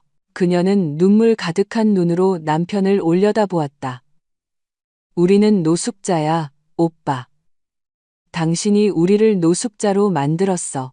민주는 덫에 걸린 짐승처럼 주위를 둘러보았다. 한쪽에서는 그를 맨손으로 찢어버릴 기세로 분노한 어머니가 다가오고 있었다. 다른 쪽에서는 자신의 인생 전체가 무너졌음을 깨닫고 우는 아내가 있었다. 그리고 그 가운데에는 내가 등을 꼿꼿이 세우고 식어가는 차를 마시며 평온하게 앉아 있었다. 나는 그의 수치의 증인이었다. 나는 그가 자신의 진짜 얼굴, 즉 실패자와 사기꾼의 얼굴을 보게 한 거울이었다. 그리고 그는 가장 쉬운 목표물을 선택했다. 그의 두려움은 공격성으로 변했고 그는 나를 향해 돌아섰다. 내년 때문이야. 그가 으르렁거렸고 그의 얼굴은 악의적인 표정으로 일그러졌다. 가만히 앉아서 나를 함정에 빠뜨렸어. 이 늙은 마녀. 그는 식탁으로 다가와 나를 덮쳤다. 그의 그림자가 내 얼굴에 드리워졌다. 내가 여기서 제일 똑똑한 줄 알아? 그가 주먹으로 식탁을 내리쳐 찻잔이 튀어올랐다. 내 서류 쪼가리 따위는 신경 안 써. 내가 여기 남자야. 내가 여기 주인이라고. 내 말이 법이야. 그런데 넌? 그가 나를 손가락으로 가리켰다. 지금 당장 내가 시키는 대로 다 서명해. 안 그러면 나도 내 자신을 책임 못 져. 부엌은 조용해졌다. 수진이는 흐느꼈다. 최 여사는 행주를 든 채 장면을 지켜보며 얼어붙었다. 물리적 위협은 그들 모두가 이해할 수 있는 논리였다. 민주는 젊고 강했으며 절망에 빠져 있었다. 나는 움직이지 않았다. 심지어 뒤로 물러서지도 않았다. 나는 그저 설탕 그릇 옆에 놓여 있던 전화기로 손을 뻗어 스피커폰 버튼을 눌렀다. 누구한테 전화하는 거야? 그가 수화기를 빼앗으려 하며 소리쳤지만 나는 손바닥으로 기기를 덮었다. 경찰? 불러, 데려가라고 해. 내가 나한테 칼 들고 덤볐다고 말할 테니까. 경찰 아니야, 민준. 내가 차갑게 대답하며 30분 전 그의 편지를 연구할 때 기기 메모리에 저장해둔 통화 목록의 마지막 번호를 눌렀다. 동방신용금고에 전화하는 거야. 신호음이 크게 울리며 타일 벽에 부딪혀 메아리 쳤다. 민주는 얼어붙었다. 안녕하십니까. 부실 채권 관리팀입니다. 스피커에서 무미건조한 기계음이 흘러나왔고 이어서 전환되는 소리가 들렸다. 상담원 박선영입니다. 무엇을 도와드릴까요? 안녕하세요. 나는 사위의 눈을 똑바로 쳐다보며 또렷하게 말했다. 저는 박민서라고 합니다. 저는 서울시 종로구 아파트의 소유주입니다. 제 손에는 강민준 씨 앞으로 발송된 담보 압류 통지서가 있습니다. 뭐 하는 짓이야? 민준이 창백해지며 속삭였다. 전화 끊어. 잠시만요. 정보 확인 중입니다. 저편의 여직원이 대답했다. 키보드 두드리는 소리가 들렸다. 네. 확인했습니다. 대출자께서 3개월 전 해당 부동산을 담보로 대출을 신청하려 하셨군요. 말씀해 주세요. 내가 물었다. 소유주인 제가 이 거래에 동의했습니까? 아니요. 상담원의 목소리가 딱딱해졌다. 서류 뭉치에 위임장이 제출되었지만 저희 보안팀에서 의심스럽다고 판단했습니다. 아파트 담보대출은 거부되었습니다. 대출자에게는 무담보 소비자 금융상품만 고금리로 지급되었고 현재 연체 중입니다. 더욱이 저희는 부동산 서류 사기 미수 혐의로 검찰에 자료를 넘길 준비를 하고 있습니다. 검찰과 사기라는 단어가 무거운 스모그처럼 공중에 떠올랐다. 나는 통화 종료 버튼을 눌렀다. 넌 그냥 파산한 게 아니야, 민준. 내가 죽음 같은 침묵 속에서 말했다. 넌 범죄자야. 넌 위조 서류로 내 집을 담보 잡으려 했지만 그것마저도 실패했어. 최영희 여사는 심장을 부여잡고 천천히 의자에 주저앉았다. 수진이는 두 손으로 얼굴을 가렸다. 민주는 거칠게 숨을 몰아쉬며 서 있었다. 그는 완전히 궁지에 몰렸다. 그리고 그때 그는 폭발했다. 아, 이 쌍년.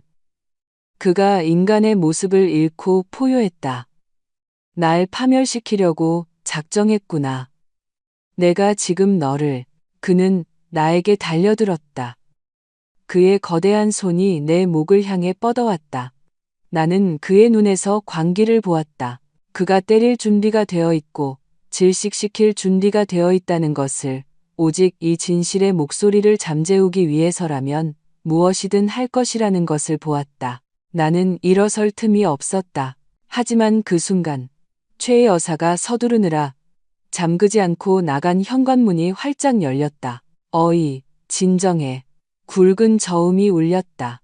복도에 김철수 사장님의 모습이 나타났다. 그는 작업복을 입고 한 손에는 연장 가방을 들고 있었지만 혼자가 아니었다. 그의 옆에는 3층에 사는 우리 이웃 윤씨 형제가 문간을 가득 메우고 서 있었다.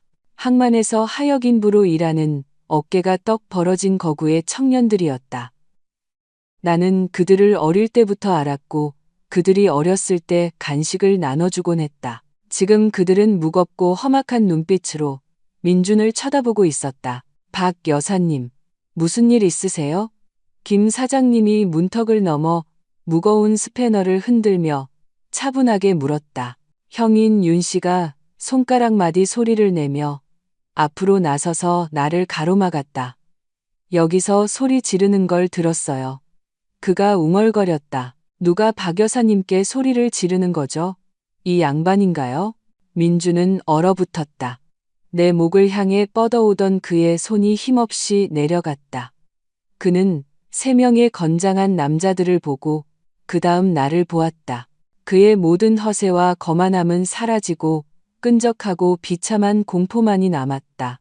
나는 천천히 의자에서 일어나 옷깃을 바로잡고 윤 씨의 어깨 너머로 사위를 쳐다보았다. 김철수 사장님, 내가 평탄하게 말했다. 자물쇠를 바꾸기엔 아직 일러요. 먼저 쓰레기를 치워야 합니다. 모든 쓰레기를요. 민주는 한 걸음 뒤로 물러나 냉장고 문에 등을 기댔다. 그의 시선은 윤 씨의 무거운 주먹과 나의 평온한 얼굴 사이를 오갔다. 그의 모든 가식적인 허세, 자신이 주인이라고 외치던 모든 소리는 마치 값싼 페인트가 비에 씻겨 내리듯 사라지고 미끄럽고 썩은 본질만이 드러났다. 박 여사님. 그가 애원했고 그의 목소리는 떨리며 비참한 속삭임으로 변했다. 이러지 마세요. 이웃들 앞에서 이러지 마세요. 왜 집안 망신을 시키세요? 우린 가족이잖아요. 그는 두 손을 가슴에 모으고 애원하는 자세를 취했다. 불과 1분 전만 해도 그 손으로 나를 질식시키려 했다는 사실을 잊은 채였다. 저는 우리를 위해 노력했어요. 그가 갑자기 윤 씨에게 돌아서며 소리쳤다. 마치 그에게서 동정을 구하려는 듯했다. 형님들, 이해 좀 해주세요. 사업이란 게 위험 부담이 따르잖아요. 저는 우리가 사람답게 살기를 바랐어요. 수진이한테 밍크 코트도 사주고 어머니도 바다 여행 보내드리고 싶었어요. 돈을 좀 굴려서 빚 갚으면 아무도 모를 줄 알았어요. 다 가족을 위해서 그런 거였어요. 진심 어린 굵은 눈물이 그의 면도하지 않은 뺨을 타고 흘러내렸다. 그는 실패한 남자가 아니라 유리창을 깨고 아버지의 회초리를 두려워하는 말썽꾸러기 학생처럼 역겨워 보였다. 저를 망치지 마세요, 박 여사님. 그는 부엌이 그렇게 좁지 않았다면 무릎이라도 꿇었을 것이다. 저를 망신 주지 마세요.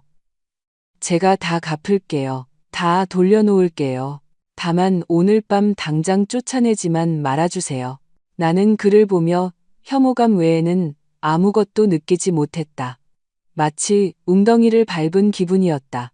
넌 가족을 위해 노력한 게 아니야, 민준. 내가 조용히 말했다. 넌 내 허영심을 위해 노력했어. 한 푼도 벌 줄 모르면서 부자인 척하고 싶었지. 그리고 그걸 위해 어머니 집을 팔고 내 집을 담보로 잡으려 했어. 그 순간, 그때까지 멍하니 앉아있던 최영희 여사가 갑자기 정신을 차렸다. 자신의 아들이 단순히 실패자가 아니라 자신에게서 살 집을 빼앗은 도둑이라는 사실이 마침내 그녀의 자기만족이라는 갑옷을 뚫고 들어왔다. 하지만 그녀는 그가 저지른 짓에 경악하는 대신 그와 마찬가지로 오직 자기 자신만 생각했다. 그녀는 육중하게 일어나 민준을 엉덩이로 밀쳐냈고 그는 전자레인지에 팔꿈치를 부딪혔다. 이 바보한테서 뭘 기대하겠어? 그녀가 나에게 돌아서며 소리쳤다. 박 여사, 당신도 봤잖아. 걔가 내 정신을 쏙 빼놨어. 제 어미를 속였다고. 내가 여기서 무슨 잘못이 있어. 나는 피해자야. 그녀는 내게 다가와 손을 내밀었다. 그녀의 얼굴은 모욕당한 미덕의 표정을 띄었다. 나는 늙고 병든 여자야. 고혈압도 있다고. 내가 어디로 가겠어? 강릉에는 집이 없어. 거기엔 다른 사람들이 살아. 넌 날 길거리로 내쫓을 권리가 없어. 이 멍청이가 해결책을 찾을 때까지 난 여기 있을 거야. 나한테 방 하나 내줘. 폐 안 끼칠게. 우리 늙은이들은 저런 놈들한테 맞서서 뭉쳐야 해. 그녀는 아들 쪽으로 손가락질했다. 나는 그녀를 보았다.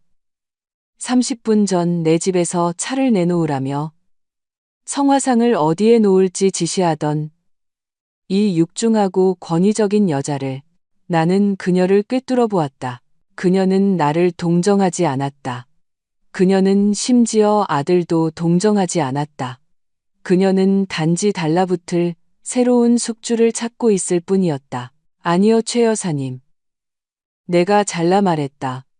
내 목소리는 판사의 망치 소리처럼 단호하게 울렸다. 그녀는 자신의 귀를 믿을 수 없다는 듯 얼어붙었다. 뭐라고? 당신은 피해자가 아니에요. 나는 그녀에게 바짝 다가가 그녀의 작고 악의적인 눈을 똑바로 쳐다보았다. 당신이 뿌리예요. 당신이 그를 그렇게 키웠어요. 평생 그가 특별하고 모든 사람이 그에게 빚졌다고 주입했죠. 당신은 그에게 받는 법은 가르쳤지만 주는 법은 가르치지 않았어요. 당신은 도둑을 키운 겁니다. 최 여사님. 나는 숨을 골랐다. 가슴속에서 심장이 뛰는 것이 느껴졌지만 겉으로는 얼음 바위처럼 차가웠다. 내 집에는 도둑들과 그들을 낳은 자들을 위한 자리는 없습니다. 내가 감히. 그녀는 입으로 숨을 헐떡이며 질식할 듯 말했다. 나는 손님이야. 손님이 아니죠.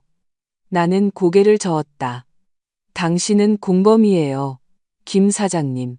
늙은 기술자가 즉시 앞으로 나섰다. 네, 박 여사님. 이분들을 출구까지 안내해 주세요. 짐은 계단에 내놓는 것 좀 도와주시고요. 만약 버티면 윤 씨 형제가 도와줄 겁니다. 윤 씨 형제는 말없이 동시에 가슴에 팔짱을 꼈다. 그들의 이두박근이 스웨터 천을 팽팽하게 만들었다. 민주는 침을 삼키며 고개를 어깨 속으로 움츠렸다. 최 여사는 검붉게 변해 저주를 퍼부으려고 입을 열었지만 이웃들의 험악한 얼굴을 보고는 말을 삼켰다. 힘에 대한 동물적인 공포가 그녀의 뻔뻔함보다 강했다. 짐 챙겨. 민준이 어머니에게 퉁명스럽게 말하며 자신의 재킷을 집었다. 가자. 그들은 허둥대기 시작했다. 그것은 비참한 광경이었다. 최 여사는 식탁에서 먹다 남은 과자를 집어 주머니에 쑤셔 넣었다. 민주는 떨리는 손으로 재킷 지퍼를 잠그려 애썼다. 김 사장님과 형제들은 조용한 호송대처럼 서서 내 아파트에서 더러움이 쓸려나가는 것을 지켜보았다. 나는 창가에 서서 그들에게서 돌아섰다. 나는 잿빛 마당과 미루나무의 앙상한 가지들을 보았다. 안은 텅 비고 쨍했다. 나는 해야 할 일을 했다. 나는 내 집을 지켰지만 아직 한 사람이 남아 있었다. 수진이. 내 딸은 그동안 싱크대 옆에 서서 그림자로 변해 있었다. 내가 그녀의 남편과 시어머니를 꾸짖는 동안 그녀는 한마디도 하지 않았다. 나는 기다렸다. 내 심장은 갑옷에도 불구하고 작은 희망의 덩어리로 오그라들었다. 나는 생각했다. 지금 그녀가 다가올 것이다. 그녀는 말할 것이다. 엄마, 미안해요. 저는 남을게요. 저는 그들과 함께 가지 않을 거예요. 제가 이 난장판 치우는 거 도와드릴게요. 나는 등 뒤에서 그녀의 발소리를 들었다. 머뭇거리고 질질 끄는 소리.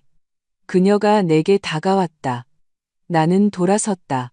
수진이는 고개를 숙인 채 서 있었다. 그녀의 어깨는 축 늘어져 있었다. 얼굴은 눈물범벅이었고 마스카라가 눈 밑에 검은 동그라미로 번져 있었다. 그녀는 10년은 늙어 보였다. 그녀는 내 눈을 쳐다보지 않았다. 그녀의 시선은 바닥, 나무 바닥의 무늬를 헤매고 있었다.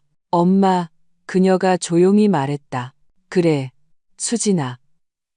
나는 그녀가 그 한 걸음만 내디디면 그녀를 껴안을 준비가 되어 용서할 준비가 되어 앞으로 몸을 기울였다. 그녀는 코를 훌쩍이며 핸드백을 필사적으로 쥐었다. 우리 민준 씨 카드 정지됐어요. 모든 단어가 그녀에게 힘겹게 나왔다. 그리고 저는 현금이 없어요. 엄마 호텔비 좀 주세요. 며칠만이라도요. 갈 곳이 없어요. 세상이 흔들렸다. 나는 내 딸을 보았고 그녀를 알아보지 못했다. 내 앞에는 피해자가 서 있지 않았다.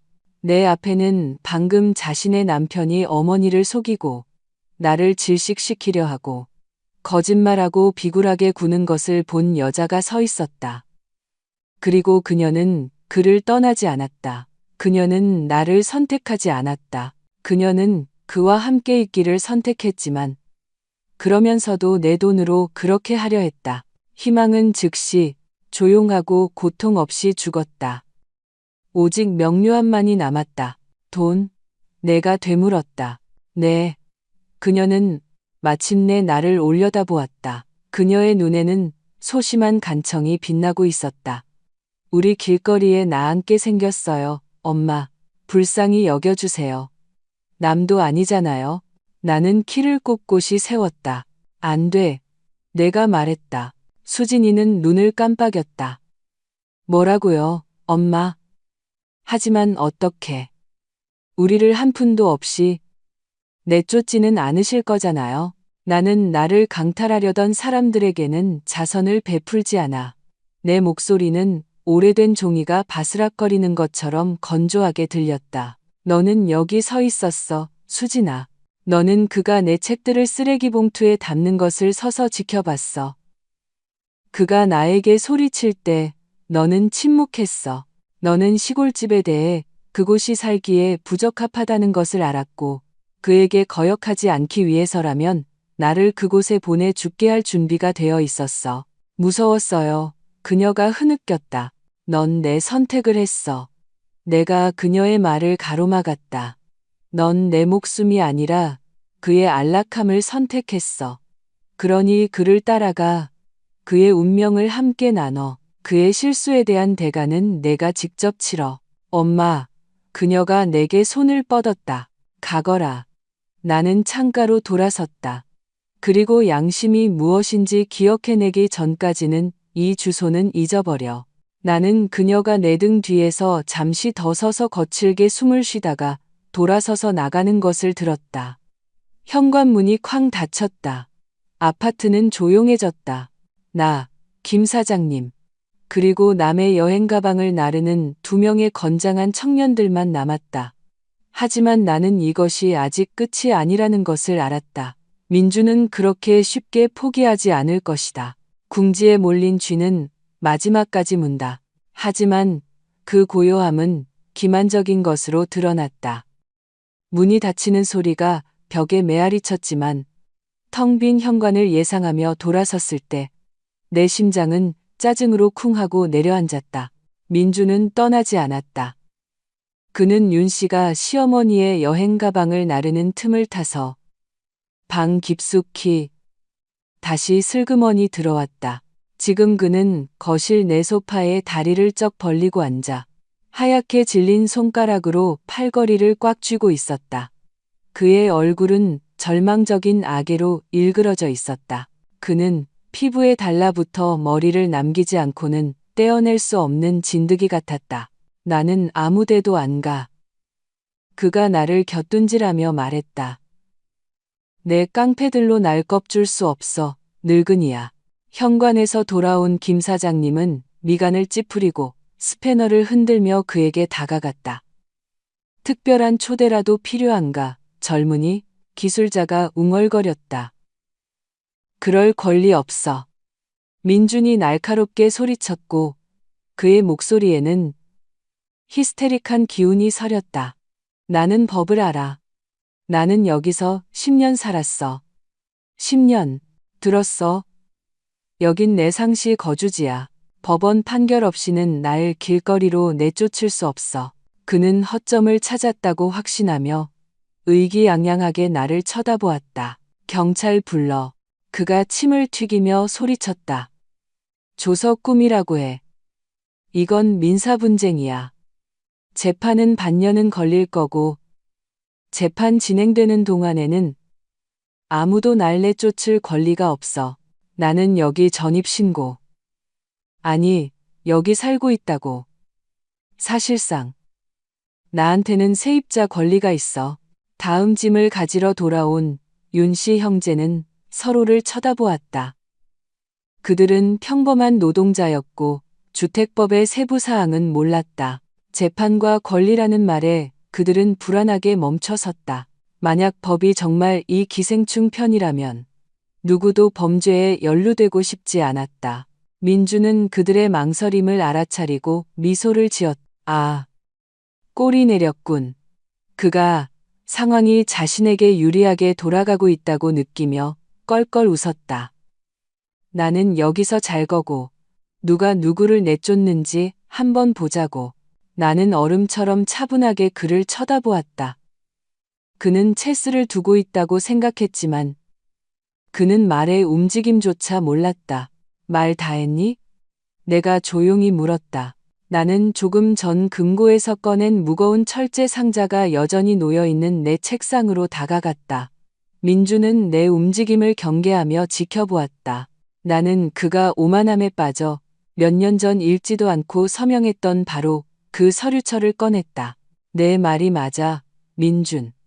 내가 방 중앙으로 돌아와 문서를 펼치며 말했다. 네가 만약 내가 선의로 드린 단순한 세입자였다면 널 내쫓기는 어려웠을 거야. 재판이 필요했겠지. 나는 안경을 쓰고 안경테 너머로 그를 쳐다보았다. 하지만 내 장모가 기록 관리사라는 걸 잊었구나. 나는 정확한 표현을 좋아하거든. 이 계약서 기억나? 나는 그가 아래에 휘갈겨 쓴 서명을 볼 수 있도록 종이를 펼쳐 보였다. 주거 공간 단기 무상 사용 계약서. 내가 모든 단어를 끊어 읽으며 소리 내어 읽었다. 제4조 2항. 사용권은 1개월의 기간으로 제공되며 매월 마지막 날 소유자의 서면, 연장 동의를 의무적으로 받아야 한다. 연장 확인서에 소유자의 서명이 없을 경우 계약은 해지된 것으로 간주하며 사용권은 다음 달 1일부터 상실된다. 방 안에는 묘비처럼 무거운 침묵이 흘렀다. 민준의 얼굴에서 미소가 사라지고 동물적인 공포의 표정으로 바뀌었다. 오늘은 내가 무자비하게 말을 이었다. 22일이야. 나는 지난 한 달을 요양원에서 보냈지. 어떻게 생각하니, 민준아? 내가 이번 달 연장 확인서에 서명했을까? 나는 그에게 계약서 부록의 빈칸을 보여주었다. 아니, 나는 서류철을 닫았다. 소리가 총성과 같았다. 법적으로, 민준아, 넌 이미 3주 전부터 여기에 살지 않아. 너는 전입신고도, 계약도, 소유자의 구두 허락도 없어. 법의 관점에서 너는 내 주거에 불법으로 침입하여 퇴거를 거부하는 외부인이야. 넌 세입자가 아니라 무단 침입자야. 나는 김 사장님과 윤 씨 형제에게 돌아섰다. 여러분, 내가 차분하게 말했다. 제 아파트에 제 안전을 위협하는 외부인이 있습니다. 이건 퇴거가 아니라 정당방위 및 사유재산 보호입니다. 저 사람을 여기서 내보내주세요. 윤 씨의 얼굴이 환해졌다. 그에게는 재판이 필요 없었다. 그에게는 단순하고 이해하기 쉬운 정의가 필요했다. 아, 진작 그렇게 말씀하시지, 박 여사님. 그가 소파로 한 걸음 다가가며 웅얼거렸다. 권리니 법이니 해서 다가오지 마. 민준이 소파 등받이에 몸을 움츠리며 비명을 질렀다. 신고할 거야. 하지만 윤 씨는 이미 몸을 숙여 그의 재킷 멱살을 잡고 말썽 피운 새끼 고양이처럼 번쩍 들어 올렸다. 민준은 카펫, 테이블 다리, 허공을 붙잡으려 발버둥 쳤다. 놔, 수진, 저 사람들한테 말해.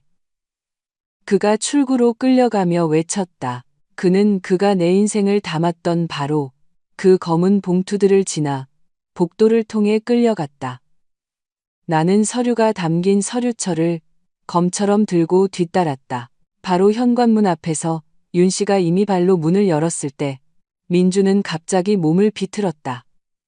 그의 시선이 현관의 오래된 전신 거울에 닿았다. 그곳 벨벳 냅킨 위에는 자작나무로 만든 작은 보석함이 놓여 있었다. 내 장신구함. 아주 비싼 것은 없었다. 금반지 2억에 터키석이 박히는 귀걸이. 할머니에게서 물려받은 석류석 브로치. 민준의 눈에 마지막 미친 탐욕의 불꽃이 튀었다. 돈이 필요해. 그가 이웃의 소나귀에서 팔을 빼내며 소리쳤다. 호텔비가 필요하다고. 이건 보상금이야. 그는 거울로 달려들어 보석함을 움켜쥐었지만 떨리는 손으로 잡지 못하고 내용물을 쏟아버렸다. 장신구들이 바닥에 흩어졌다. 그는 낑낑거리며 무릎을 꿇고 먼지와 함께 금부치를 주머니에 쓸어 담으려 했다. 만지지 마. 김 사장님이 그에게 달려들며 소리쳤다. 하지만 민주는 이미 체인과 브로치를 한 움큼 쥐고 문으로 빠져나가려 했다. 그리고 그때 그림자가 그의 길을 막았다. 계단참에 수진이가 서 있었다. 그녀는 거리로 나가지 않았다. 그녀는 그곳 시어머니의 여행 가방 옆 난간에 기대어 서서 그녀의 남편이 아파트에서 쫓겨나는 것을 듣고 있었다. 민주는 그녀에게 부딪히며 비집고 나가려 했다. 비켜, 이 바보야. 그가 아내를 어깨로 밀치려 하며 으르렁거렸다. 가자. 그의 주먹에는 내 석류석 브로치가 쥐어져 있었다. 수진이는 그의 손을 보고 그 다음 분노로 일그러진 그의 얼굴을 보았다. 항상 그렇게 순종적이고 그렇게 흐릿했던 그녀의 눈에 갑자기 무언가 변했다. 마치 몇 년간 긴장을 억제해온 퓨즈가 끊어진 것 같았다. 그녀는 비켜서지 않았다. 그녀는 그의 손을 가로챘다. 그녀의 가늘고 음악적인 손가락이 그의 손목에 죽음의 소나귀처럼 파고들었다. 내놔. 그녀가 조용히 말했다. 뭐 하는 짓이야? 민준이 어이없어 했다. 놔. 우리 굶어 죽을 일 있어? 이게 돈이야. 이건 엄마 거야. 수진이의 목소리는 떨렸지만 전에는 결코 들어본 적 없는 강철 같은 힘이 실려 있었다.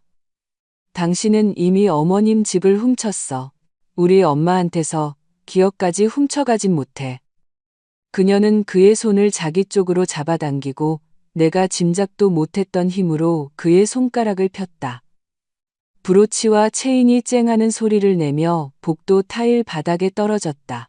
민주는 마치 아내에게 머리가 하나 더 돋아난 것처럼 그녀를 쳐다보며 얼어붙었다.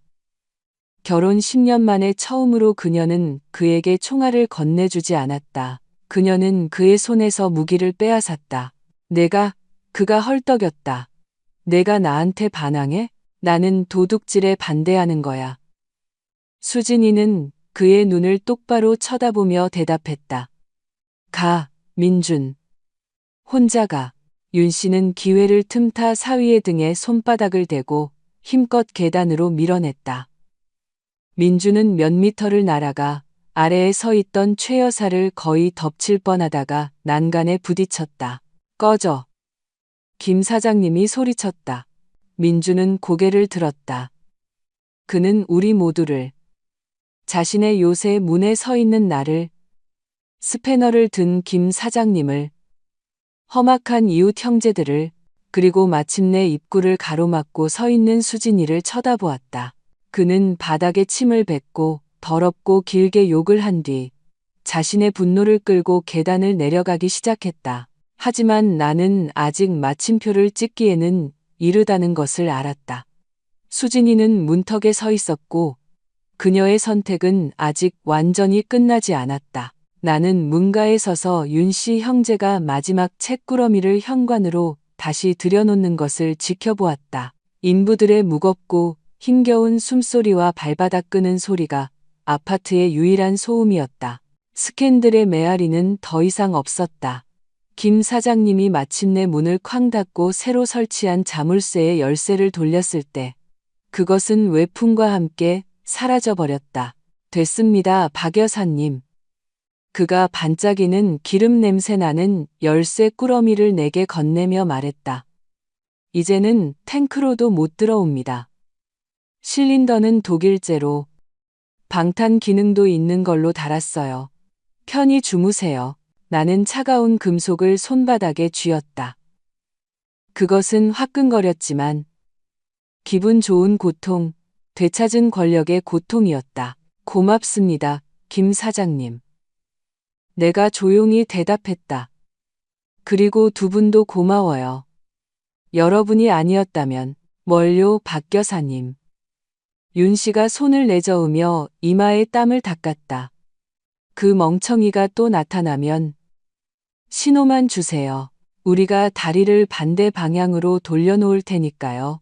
그들은 차와 돈을 사양하고 떠났다. 나는 혼자 남았다. 아파트에는 침묵이 흘렀다. 하지만 그것은 내가 두려워했던 죽음처럼 고요하고 무서운 공허함이 아니었다. 그것은 폐관 후의 도서관처럼 지혜와 평온으로 가득 찬 깊고 충만한 침묵이었다.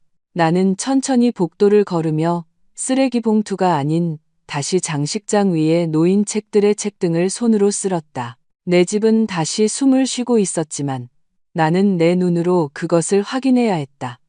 마지막 마침표를. 나는 어깨에 쇼를 두르고 발코니로 나갔다. 저녁의 도시는 이미 잿빛의 쌀쌀한 땅거미 담요를 덮고 있었다. 가로등이 켜지고 젖은 아스팔트의 노란 얼룩으로 반사되었다. 아래 현관 앞에서는 엔진이 으르렁거리고 있었다. 민준의 차가 흰 연기를 뿜어내며 서 있었다. 나는 앞 좌석에 이미 앉아있는 최영희 여사가 내 창문 쪽으로 손가락질하며 격렬하게 몸짓하는 것을 보았다. 유리창과 거리를 통해서도 그녀의 저주가 진동하는 것을 느낄 수 있었다. 민주는 마지막 가방들을 트렁크에 서둘러 쑤셔 넣으며 마치 추격을 예상하는 듯 현관문을 계속 힐끗거렸다. 그리고 나는 수진이를 보았다. 그녀는 마지막으로 현관에서 나왔다. 마치 다리에 납이 달린 것처럼 천천히. 그녀는 내가 서 있는 발코니를 올려다보지 않았다. 그녀는 차로 다가갔다. 민준이 그녀에게 무언가 소리치며 뒷좌석에 타라는 듯 거칠게 손짓했다. 그녀는 잠시 문손잡이를 잡고 얼어붙었다가 차 안으로 미끄러져 들어갔다. 차는 타이어가 끽 소리를 내며 급하게 출발했고 붉은 후미등을 깜빡이며 저녁 교통의 흐름 속으로 사라졌다. 나는 차가운 난간을 꽉 쥔 채 서 있었다. 바람이 내 흰머리를 흩날렸다. 그녀는 모든 것에도 불구하고 도둑질과 굴욕, 그리고 그가 시어머니의 집을 빼앗고 내 집을 빼앗으려 했다는 사실에도 불구하고 그와 함께 떠났다. 희생자가 되는 습관이 자존심보다 강했다. 내 심장은 오그라들어 작고 마른 호두처럼 되었다. 나는 아파트를 위한 전쟁에서는 이겼지만 딸을 잃었다. 나는 방으로 돌아와 발코니 문을 굳게 닫아 거리의 소음을 차단했다. 자, 박민서. 나는 혼잣말로 소리내어 말했다. 목소리는 단호하게 들렸다. 인생은 계속되는 거야. 나는 부엌으로 갔다. 익숙한 움직임이 마음을 안정시켰다. 주전자에 물을 붓고 차가 든 깡통을 꺼내고 보리차 한 줌을 넣었다. 물이 끓는 동안 나는 얼마 전까지만 해도 최 여사가 앉아 숭배를 요구하던 빈 의자를 쳐다보았다. 이제 그곳은 비어 있었다. 나는 호박처럼 진하고 어두운 차를 우려내고 찻잔을 손에 들고 내 서재로 들어갔다. 나는 좋아하는 가죽 안락의자에 앉아 가죽 커버가 내 몸의 형태를 받아들이는 것을 느꼈다.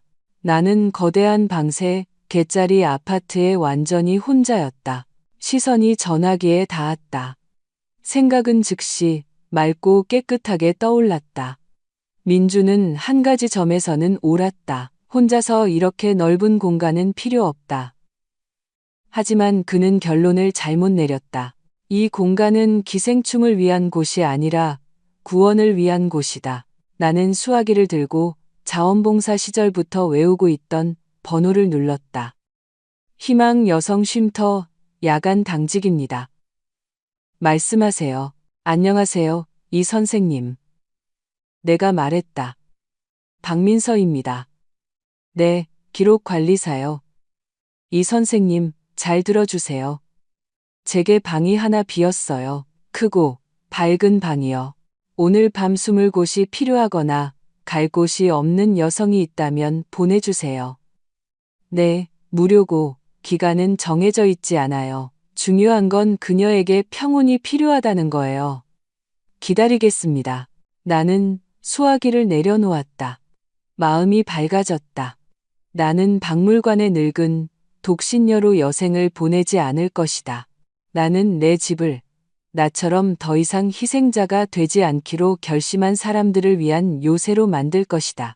나는 차를 한 모금 마시고 책을 들려던 참에 갑자기 서재 문턱에서 무언가를 발견했다. 복도의 어스름 속 예전에 쓰레기 봉투 산이 있던 곳에 외로운 물건 하나가 놓여 있었다. 나는 미간을 찌푸렸다. 그들이 무언가를 잊고 갔나? 아니면 김 사장님이 연장을 떨어뜨렸나? 나는 일어나서 가까이 다가가 복도 불을 켰다. 바닥에는 여성용 핸드백이 놓여 있었다. 낡은 베이지색 인조 가죽 가방. 수진이의 가방. 심장이 빠르게 뛰기 시작했다. 왜 이게 여기에 있지? 그녀는 차에 탔잖아. 나는 그녀가 타는 것을 봤는데 설마 소동중에 민준에게서 내 장신구를 빼앗을 때 두고 간 건가? 하지만 신분증도 돈도 없이 어떻게 떠나지? 나는 가방을 들었다. 가벼웠다. 나는 지퍼를 열었다. 안에는 지갑도 신분증도 없었다. 신분증도 학교 노트에서 찢은 종이 한 장이 반으로 접혀 있고 열쇠 꾸러미만 들어 있었다. 민준의 차 예비 열쇠. 그가 만약을 위해 그녀에게 보관하라고 했던 것이었다. 나는 쪽지를 펼쳤다. 평소 작고 자신 없던 수진이의 필체가 여기서는 크고 강한 피랍으로 쓰여 있었다. 어떤 곳은 펜으로 종이가 찢어져 있었다. 엄마, 제가 차에 탄 건 그렇게 안 하면 그 사람이 제 신분증을 돌려주지 않을 것 같아서였어요. 첫 번째 신호등에서 내릴 거예요. 저는 그 사람과 호텔에 가지 않을 거고 엄마한테 돈 빌리러 돌아가지도 않을 거예요. 저는 시골로 바로 그 집으로 가요. 거기가 춥고 지붕이 샌다는 거 알지만 아궁이가 있잖아요. 제가 불을 피울게요. 저 해낼 수 있어요. 저는 처음으로 혼자 그 사람 없이 그리고 엄마의 보살핌 없이 살아보고 싶어요. 이혼 소송할 거예요. 모든 것에 대해 죄송해요. 저는 엄마처럼 강해지는 법을 배워야 해요. 사랑해요, 엄마. 수진 올림. 나는 쪽지를 2번 읽었다. 글자들이 번졌지만 안경을 잊었기 때문은 아니었다. 나는 지금 교차로에서 남편의 차에서 내리는 그녀를 상상했다. 그의 고함과 시어머니의 저주 속에서, 어둠 속에서 작은 짐꾸러미 하나만 든 채, 하지만 자유로운 그녀를. 그녀는 호텔의 안락함도 내 날개 아래 따뜻한 구석도 선택하지 않았다. 그녀는 아궁이가 있는 낡은 집을 선택했지만 그것은 그녀의 아궁이와 그녀의 불이 될 것이다. 그녀는 도망치지 않았다. 그녀는 성장했다. 나는 쪽지를 가슴에 꼭 껴안았다. 그곳에서 낡고 지친 심장이 쿵쿵 뛰고 있었다. 내 입가에 미소가 번졌다. 승리자의 딱딱한 미소가 아니라 부드럽고 따뜻한 어머니의 미소. 나는 안락의자로 돌아와 식어가는 찻잔을 들고 어두운 창밖을 바라보았다. 그 어딘가 밤속에서 내 딸이 새로운 삶을 시작하고 있었다. 나는 속삭였다. 잘했다, 우리 딸. 이렇게 이 이야기는 끝이 났습니다. 저의 소중한 청취자 여러분. 자신의 인생에서 쓰레기를 치우는 데는 결코 늦지 않았다는 이야기. 그것이 낡은 물건이든 우리를 소중히 여기지 않는 사람이든 말입니다. 박민서 여사님은 단호하게 행동했습니다. 많은 분들이 잔인하다고 말할 것입니다. 친딸을 내쫓고 아픈 다리를 가진 시어머니를 문 밖으로 내몰았으니까요. 하지만 생각해 봅시다. 만약 어머니가 다시 그녀에게 돈을 주고 하룻밤 재워주었다면 수진이에게 구원의 희망이 조금이라도 있었을까요? 아니면 그녀는 폭군 남편의 그림자로 계속 남았을까요? 때로는 사람이 걷는 법을 배우게 하려면 그 손에서 목발을 빼앗아야 합니다. 박 여사님은 단순히 자신의 아파트를 지킨 것이 아닙니다. 그녀는 딸에게 가장 무섭고도 가장 귀중한 선물, 즉 자기 자신의 운명에 대한 책임을 주었습니다. 여러분은 어떻게 생각하시나요? 주인공이 옳게 행동했다고 생각하시나요? 아니면 어머니의 마음은 배신까지도 모든 것을 용서해야 할까요? 여러분의 의견을 댓글로 남겨주세요. 저는 모든 댓글을 읽고 가장 흥미로운 관점은 꼭 함께 토론해 보겠습니다. 이 이야기가 여러분의 마음을 울렸다면 박 여사님을 응원하고 수진이가 자랑스러우셨다면 좋아요로 저희를 지지해 주시고 채널 구독도 꼭 부탁드립니다. 앞으로도 저희는 삶의 진솔하고 가슴 찡한 이야기들을 많이 들려드릴 것입니다. 여러분 모두에게 좋은 일만 가득하기를 바랍니다. 이 영상이 끝나면 화면 중앙에 창이 나타날 것입니다. 그것을 클릭하시면 저희의 다른 가장 흥미진진한 이야기들을 보실 수 있습니다. 다음에 또 만나요.